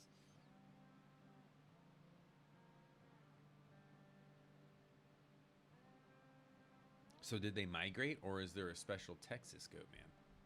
Goat man is special. We'll have to do a whole... I got all sorts of literature on goat man we'll have to read. But that's Texas. Texas and their goat man. Mwah, mwah, mwah. From Texas, we go to the great state of Washington. I spent much of my youth in the backwoods of Washington. 1964. Reports of a tall, hairy man bouncing across Highway 112 recently stirred up in the west end of Calhoun County, the Port Angeles, Washington Evening News announced on July 3rd, 1964. It was reported that an Air Force man from Neah Bay was driving between Neah Bay and CQ when he saw a tall, hairy man cross the highway in 3 bounds. Footprints were reportedly found in the area. The serviceman also was reported to be a teetotaler. A teetotaler. That is someone who doesn't drink or do any other drugs. They just drink tea. From 1964 to another sighting in 1964, a lady in the area, Mrs. George Wright, wrote to tell us that she and her husband had come across some giant footprints on a logging road the day after Thanksgiving in 1964. Interestingly, Mrs. Wright reported there was only one print almost directly in the center of a 12-foot stretch of soft mud and my own footprints, no others. She continued, the sighting of Bob Harrison was a year or two earlier during hunting season, when they were all out to their cabin on a forest land in Feist. He was hunting when he and the creature both looked over some bushes and into each other's faces. When asked why he didn't shoot, he said it looked too human. Later on, his story changed to where it could have been a bear, where it was a bear with a very scarred up face. They backed away from each other and took off in different directions. And I know, like, that's just classic. This a witness being like, well, it could have just been a bear. Oftentimes, our brains, when we see something extraordinary, this happens at first we're like, yeah, it was a Bigfoot. Holy shit, what did I see? Then later it's like, no, it couldn't have been a Bigfoot. And then our memory's like, no, it was just a bear. Don't worry, it was just a bear. You didn't see something extraordinary. You just saw a bear with a really messed up face. But does that make more sense than Bigfoot? I don't know. Like a face so messed up that it looked human? That's a pretty jacked face for a bear. That's like surgery. That's what it is, dude. Bears are getting plastic surgery to look like us. That's what it is. A Bigfoot solved.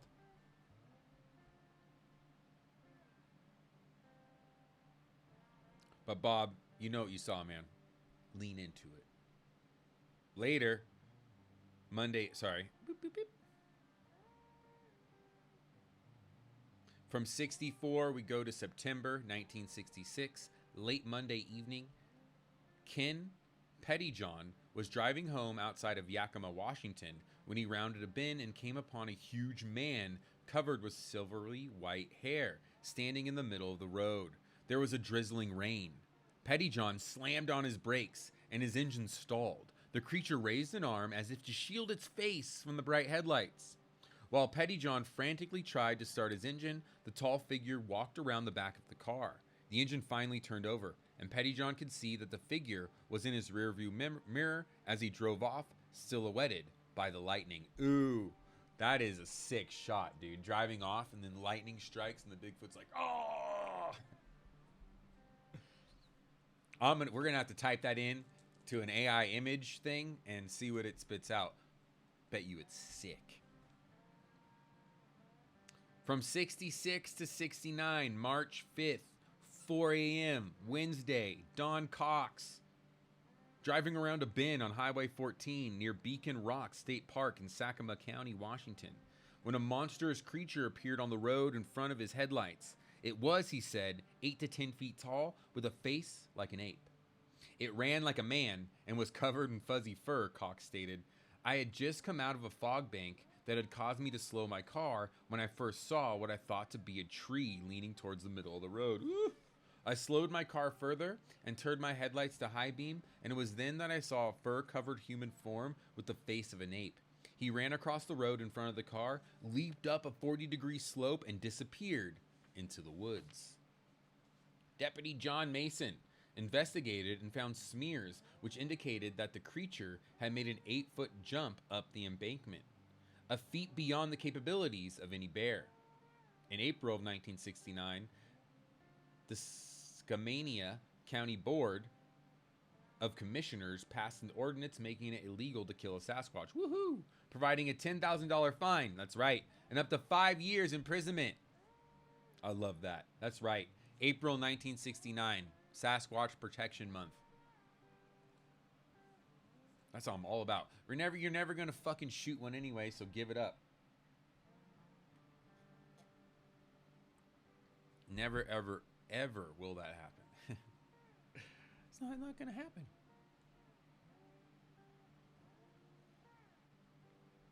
Another sighting, 1969, 2:30 a.m., Sunday, July. Deputy Floyd Sund was driving along a deserted wooded road north of Haquim, Washington, when he had to slam on his brakes to avoid colliding with an animal standing directly in front of him.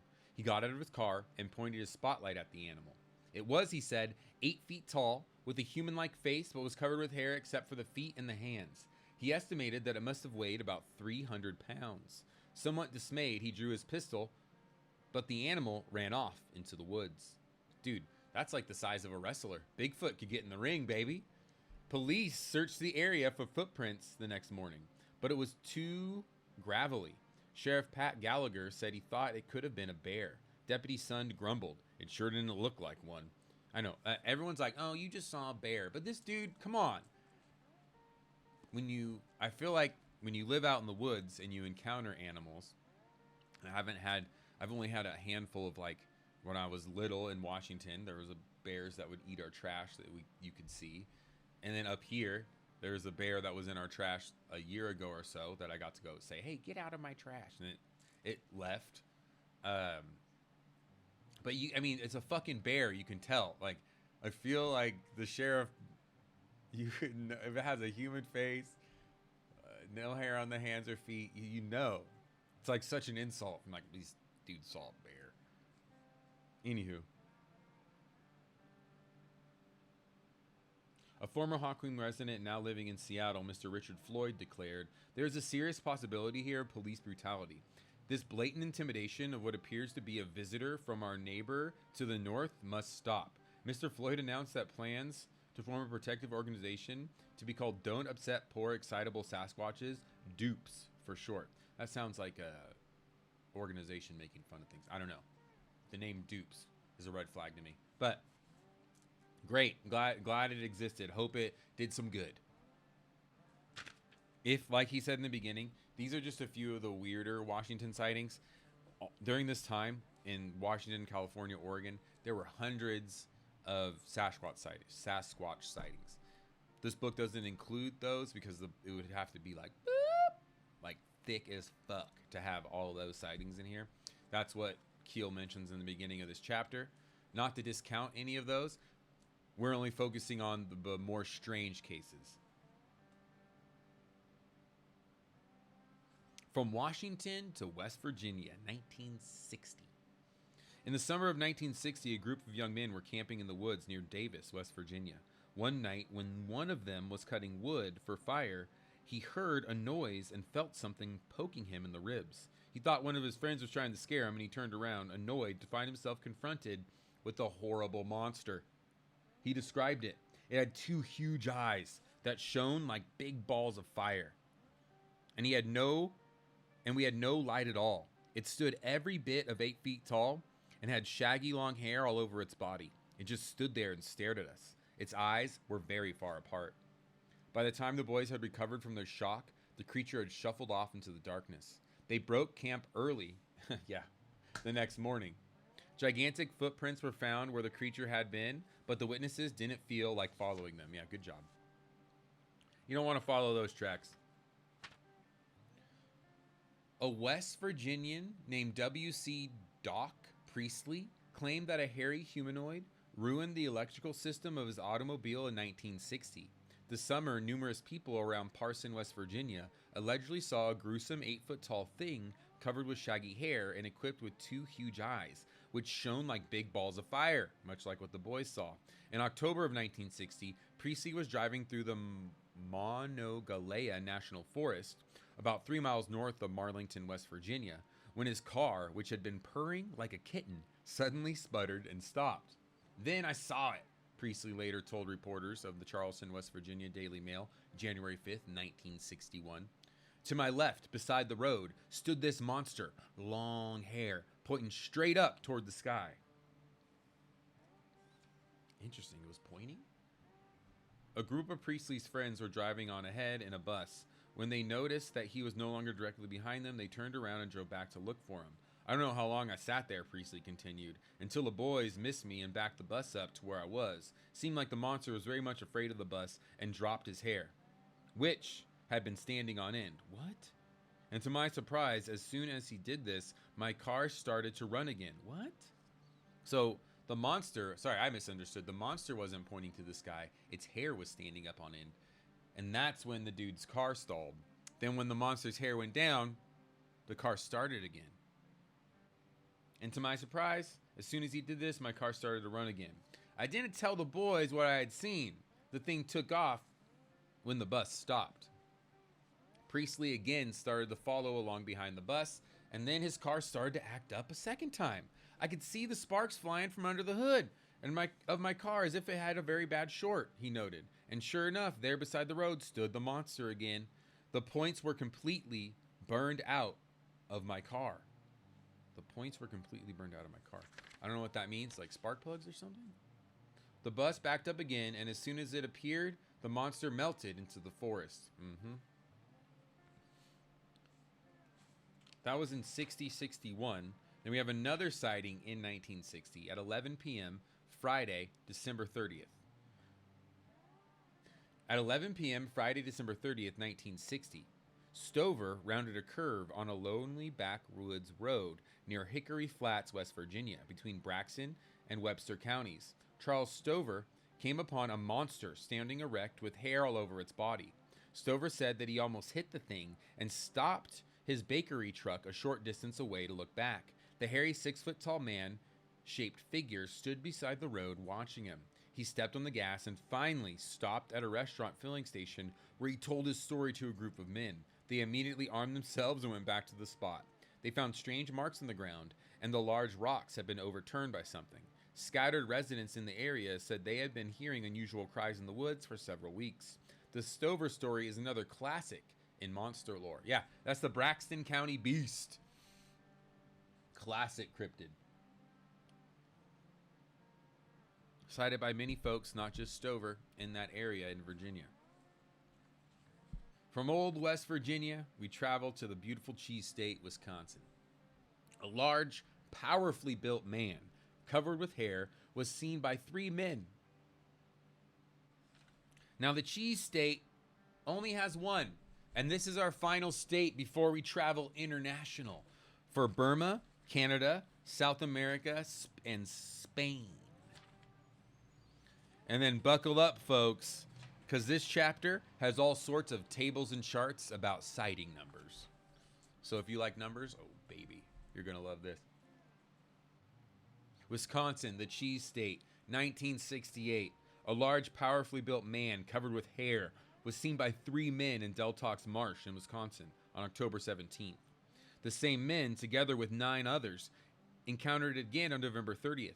On the first occasion, they tried to follow it, but it eluded them in a thick underbrush. On November 30th, the 12 men were combing the swamp looking for it. They found it, but didn't shoot because it was too manlike. Again, it got away. Good men for not shooting. I love how that happens in stories. Allegedly, a lot of hunters, when they come across it, they're like, no, man, you're too much like me.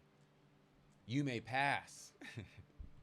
1968, Wisconsin, the Delatox Marshman. So from Wisconsin, we're traveling international now to Burma. Our favorite wire service, Reuters, reported the following dateline June 12th, 1969 in Rangoon, Burma. 2 giant monkey men recently sighted roaming the jungles along the Mekong River near the Thai-Burma-Laos border have been terrifying local villagers, according to the press reports. The 2 creatures are said to be about 10 feet tall. The monkey men were first sighted by a group of hunters led by a local preacher in the Thai Milk area. However, the hunters were so frightened by the creatures that they fled without firing a shot. A few days later, a farmer reported seeing 2 creatures by moonlight in his fields. He said they made sounds like those of a child crying. Much similar to the American cases too, that shrill crying sound.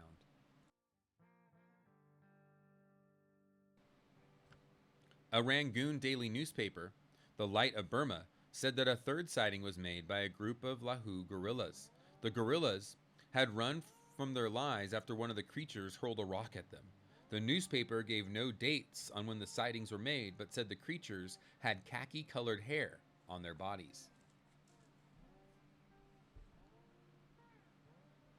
So those were the Bigfoot of Burma. From Burma, we fly back to North America, Canada. 1966. A commercial artist, John Osborne, was sitting on a dike at the foot of number 3 Road in Richmond, British Columbia on Thursday, July 21st, 1966, when a large creature appeared on the edge of the nearby woods. It wasn't ape-like, Osborne said. It was like a big hairy man about 6 to 8 feet tall. He watched it for 10 or 15 seconds, then it walked behind a tree and disappeared. He looked the spot over but could find no footprints. A week earlier, Don Gilmore reported seeing a big woolly animal stampede about 100 head of cattle on number 8 Road in Richmond. Osborne drew a sketch of this hairy man, and it was published in the Vancouver, British Columbia Sun, July 22nd, 1966. Can we find a picture?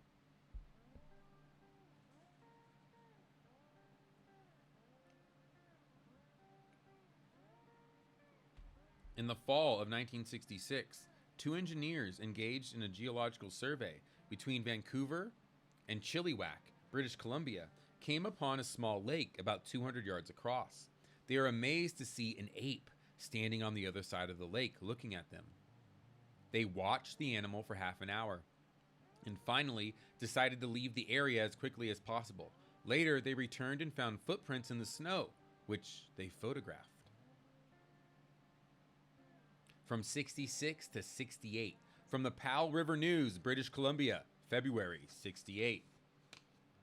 Alert Bay fishermen Tom Brown and Harry Wanook were digging clams on the south shore of Broughton Island, about 25 miles northeast of Alert Bay, and only a short swim from the mainland, when they say they encountered a hairy monster. There was still plenty of light to see that it was not an animal, Brown said. It was hairy, about 6 feet tall, and looking at us. That's about all we saw of it. Harry and I ran as fast as we could for the boat, and the Sasquatch headed into the bush. I don't know how Sasquatch took it, but all we wanted to do was get away. I mean, seems like Sasquatch took it as like, oh, I want to get away too. You scared each other. Then another sighting in 68. A logger in British Columbia, Gordon Baum, reported seeing a hair-covered man-like animal leap over a 4-foot pile of logs at Salmon Arm Inlet on Thursday, June 27th, 1968. It must have been a Sasquatch, Baum is quoted as saying, in the Vancouver province. It moved on 2 legs like a man. It ran like a man, but no man can move that fast. He was gone in 2 seconds. He was about 5 feet tall, very stocky, and heavily built. Oh, tiny guy. A man-sized Sasquatch. And this is an undated clipping from the Midday Standard, England, 1969. Giant strides over ravine. Rocky Mountain House, Alberta, Saturday. Alberta, Canada. 3 workmen at the Bighorn Dam site. 3 workmen at the Bighorn Dam site claim they have seen a humanoid figure almost 3 times the size of an average man. 2 of the men said they saw the figure about 15 feet tall striding across a ravine. The third saw it watching the site from a hill. Locals believe there is a family of 4 creatures living in the area. From Canada, we go down to South America now. So Canada, classic Sasquatch sightings. That's Sasquatch's home turf. California, up into Canada, Alaska, and beyond. Then across the old pond to Yeti territory. But down in South America, between 1952 and 65, there were 18 documented cases of people in Argentina, Venezuela, and Brazil being attacked and injured by unidentified hairy creatures in human form. Some of these cases have been widely commented on in UFO literature. In 1964, a truck driver named Alberto Calbermatter was driving along a deserted road outside of Restenteca, Argentina, late at night when a 9-foot-tall creature suddenly stepped in front of him and uttered a loud, terrifying cry. He said it had long, dark hair and a human-like face. He stepped on the gas, nearly running over the creature as he fled. A strange, luminous object had been sighted in the area at the very same spot a few days earlier, according to the local police. They said Calbermatter was extremely frightened. They said Calbermatter was an extremely frightened man when he reported his monster to them. Ooh, so South America, hotbed even today with the sightings of the creatures outside of the village, I believe, down there very recently. We now go to Spain. Our final stop.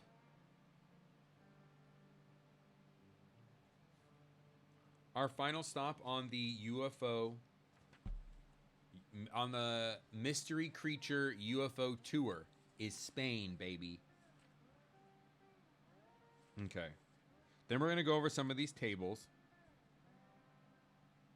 In Spain, the Villovi district near Barcelona suffered an onslaught of unbelievables in February 1966. The original reports were made by frightened children, but soon many adults had also seen a giant hairy creature. According to the newspaper Arriba, February 27, 1968, the animal was drinking from a pond near the house of the witness. It fled, leaving in the clay soil a number of great footprints 40 centimeters long, resembling those of a plantigrade being, i.e., one that walks on the whole sole of the foot. These footprints agree with the description given by the motorist Ruperto Juher, who said he had seen near Hostelrich a few days ago an animal with a large hairy body and long arms that crossed the highway in front of him, walking with a very short gait. No gorillas or bears were missing from any zoos or circuses, the newspaper reported. A major panic mounted in the region and massive searches were held with the usual negative result. It's always like, why do we think, oh, there must be a fucking circus around and the gorilla escaped from the circus? Always like that's almost as wild as an explanation as fucking Bigfoot. I don't know. Or did that happen a lot with traveling circuses back in the day? That's a history we got to know. I'm like the train cars tipping over, circus animals escaping out into the woods. Because it's always somebody's first theory. There might have been a circus in town. So those were encounters from around the world and the history of encounters in the United States. Now we're going to get into a bit of like how Dr. Mack, what he believes in all this. So these are his theories on all these creatures. I kind of feel like if all this is out there and exists, it's like consciousness is beyond us. So we are just grasping at straws trying to figure it all out, or they're just terrestrial animals at different points of evolution, whatever the fuck it may be. But we're going to get into the history of cataloging this stuff, because it really didn't start happening until the 60s. And then John A. Keel's theory. He was one of the first dudes to get out there into the field and write books about it. He went out there and talked to witnesses and then had experiences himself, allegedly. So let's party and read the rest of this little chapter. Until 1966, there was no organized effort to keep a close tab on flying saucer sightings, and professional researchers were forced to rely upon superficial, often erroneous tables and statistics compiled by the United States Air Force. There was a great surge in UFO activity in the early 60s, and what he's referring to here is Project Blue Book. The first categorization of UFO sightings in the 50s and 60s. A lot of people weren't a fan of it because it's major. We know now that the purpose of Blue Book was to debunk all this stuff. Like, no matter what, no matter how mysterious, just debunk it. That's why they booted old Alan J. Hynek off the project. Boo, boo, boo. But this is a table showing basically 56 sightings, and it goes through the years from 1956 to 69, how many sightings there were. In 66, 14. So a time of very high strangeness.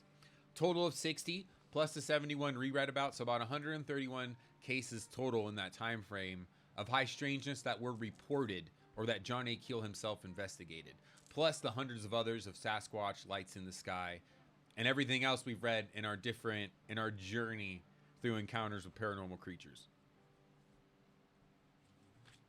Now, violent encounters, there have been 36 violent encounters in that time frame. And that just means tires thrown, animal disappearances or animals attacked, human beings attacked, only 8 of those cases, and autos damaged, all that stuff. Automobiles approached and or attacked, 16. So That's what we're going to get into next. Why the attacks. A great many of our monster sightings occur on lovers' lanes, when the creatures suddenly shuffle out of the bushes and terrify young people. A majority of our low-level UFO sightings also take place under similar conditions. There's a built-in silencing factor in these cases, since very often the young people are not supposed to be there in the first place, or they are adults who should not be there. They cannot reveal their sighting without exposing their indiscretion. This is the main reason why so many of those witnesses who do report their sighting insist on total anonymity. Also because they don't want to be considered crazy. One of the most puzzling aspects of the monsters' behavior is their penchant for chasing moving automobiles and attempting to reach and harm the drivers. Neither bears nor gorillas would behave in this fashion. Well, this auto chasing repeated in so many cases is an unintelligent act. Yet in many of the other cases, the creatures seem to display high intelligence, almost human-like intelligence. There is obviously a very great difference between the intelligent Bigfoot of the West Coast and the auto-chasing abominable swamp slobs of Michigan and Florida. A close study of these cases indicates that the creatures or apparitions which openly pursue vehicles are paranormal entities rather than real animals. The abominable swamp monsters or snow monsters may occasionally blunder into the path of a car in a forest in Washington, but his reaction is usually one of curiosity, not hostility. And that is interesting. We talk about this difference a lot. Usually it's like when the sightings are reported to have creatures that have 3 toes or 4 toes, it's typically more wild and paranormal. Then the 5-toe sightings tend to be more classic Bigfoot, I'm a man of nature sightings.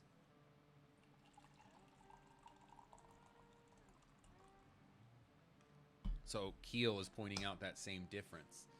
There seems to be a difference in these wild sightings versus the more calm, even-keeled sightings of like a real Sasquatch. Like the one that just watches you. Like here, we have the guy with the orange eyes just watching versus these dudes down here tossing rocks in the Ape Canyon incident. Different, whole different vibes. I like his categorization of Bigfoot versus abominable monsters. That's fun. The abominable swamp slobs, ASS, and then the abominable snow monsters, ABSM.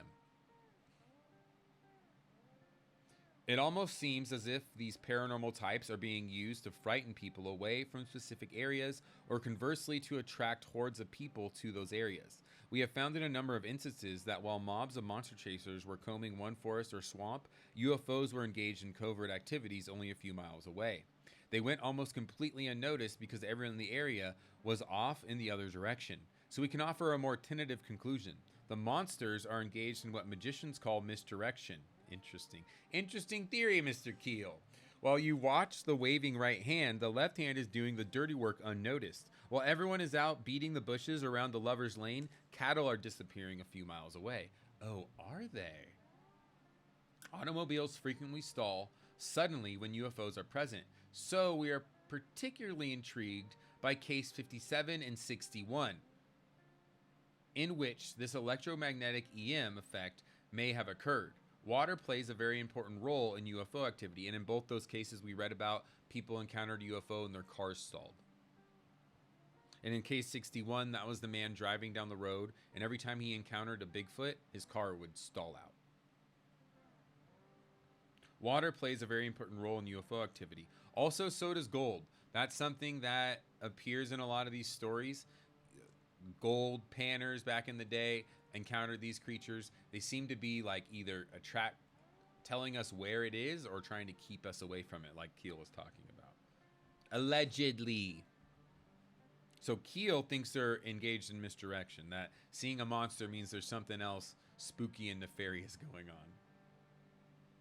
Water plays an important role in UFO activity, and a majority of our monster sightings have taken place around lakes, rivers, and swamps. It is, of course, natural for animals to be attracted to water.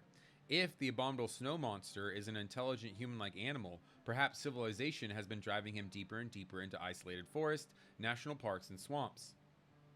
The puzzle here is that in recent years, the creatures seem to be moving closer to civilization rather than further away from it. They are coming down from the northwest, to parade around California. From these reports and other cases described in the general text, we can draw a fairly complete picture of some of these animals. In Table 10.3, which is where we're coming up, we have isolated the general descriptive data. In no less than 44 of our sample cases, the witnesses were certain that the creatures were taller than a good-sized man. The usual estimate ranged between 7 and 10 feet tall. Only a few of the United States cases described the creature as being less than 6 feet tall. Many witnesses also commented on the fact that the animal seemed to be very broad, much broader than a man. 4-foot wide shoulders have been described. This broadness is a common factor and rules out bears and gorillas. And this is the table 10.3. It's a descriptive table. Is it going to be too bright? Might be, yeah. Sorry, folks. I didn't mean to blind you. It's a table that lays out the descriptors. I'll just go into the things that are most common here. In 44 of the sightings, all 44 of the sightings that the sample that they took from, creature was described as 7 to 10 feet tall. In 5 of the sightings, broad shoulders, broader than a man's. In 4 of the sightings, unusually long arms. And in 4 sightings, there was 3 to 6 feet tall. Then in 4 sightings, luminous eyes. 4 sightings, green eyes. And 3 sightings, red eyes. Those were the most common features of these creatures in each of the sightings. With a few notable exceptions, the witnesses most often described the creature's faces as being either human-like or a cross between human and gorilla or ape. The protuberant mouth, in case 4, may indicate a paranormal entity, as do the luminous eyes in 11 of the cases. Some animal eyes are highly reflective, of course, and seem to glow when a headlight or flashlight strikes them.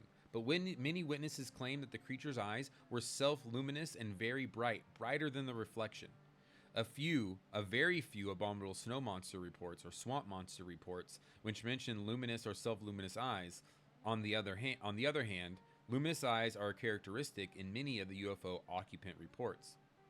And in many of the close encounters of the third kind that we've read about, people report bright, crazy eyes. Mothman was said to have bright, crazy eyes. The Flatwood Monster. The Dover Demon, let's not forget, bright orange eyes. And let us not forget the Dover Demon. One witness said that the creature seemed to be more mechanical than alive. It moved stiffly and methodically, ignoring the dog snapping at its heels. Our Sasquatch would certainly have reacted differently.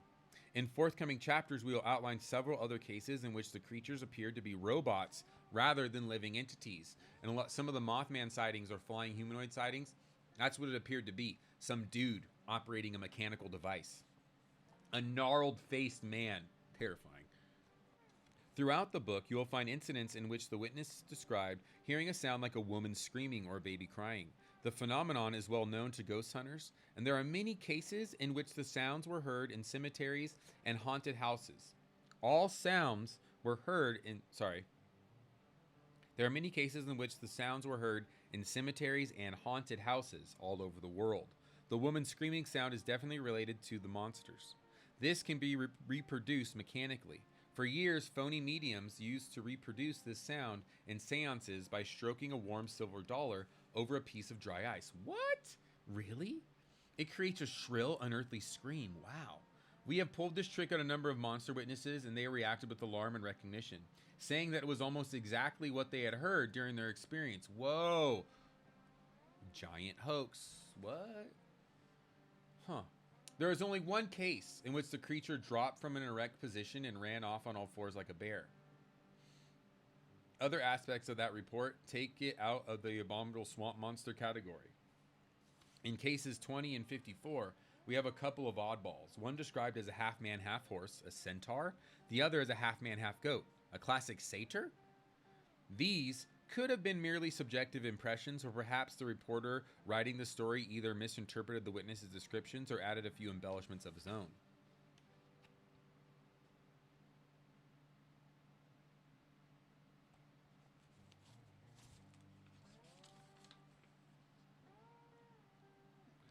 In a 1957 Little Man case in New Jersey, a local reporter touched up the story by saying that the creature was wearing a jaunty tam o' shanter. This detail has been bandied about in the UFO literature ever since. What the heck's a tam o'shanter? 5 of our sample cases mention a pungent, nasty odor, similar to the smell described in so many of the... Sorry. 5 of our sample cases mention a pungent, nasty odor, similar to the smell described in so many of the international accounts. The Group 1 type is, as we said, an animal or even several different kinds of animal, still unknown to science. It is hostile only when threatened or attacked. It seems to be intelligent. Perhaps it even has a high order of intelligence, as high as, say, that of a dolphin. This intelligence has made it almost as elusive and cunning as man himself. The footprints and other physical evidence accumulated over the years lend further credence to the eyewitness testimony. This creature exists, but he does not want anything to do with man. And who can blame him? So that's talking about the classic Sasquatch Bigfoot, right? Terrestrial. Maybe the branch of humanity that didn't evolve into the consciousness we have and evolved into more of a nature consciousness. As intelligent as the most intelligent creatures on Earth. That is Group 1. Classic Sasquatch Bigfoot. The real terrestrial animal. Then you have Group 2. Comprise the real mystery. They appear and disappear suddenly as if they never existed at all. They rarely leave footprints or other physical evidence behind. They seem to be more in the nature of the paranormal or paraphysical apparitions. They attack people and automobiles, causing scratches, bruises, and black eyes. They chase cars and carry off cattle. They scream like banshees. Maybe they are the original banshees of folklore. And despite their great height, weight, and girth, they melt into nothingness. They melt into nothingness when the posses turn out. Since our data is admittedly only a fragment of all the sightings, we cannot guess at how long this has been going on, or what the real scope of the phenomena is. Worst of all, there is the stomach-wrenching possibility that we only hear about the people who got away. There are a lot of missing folks out there.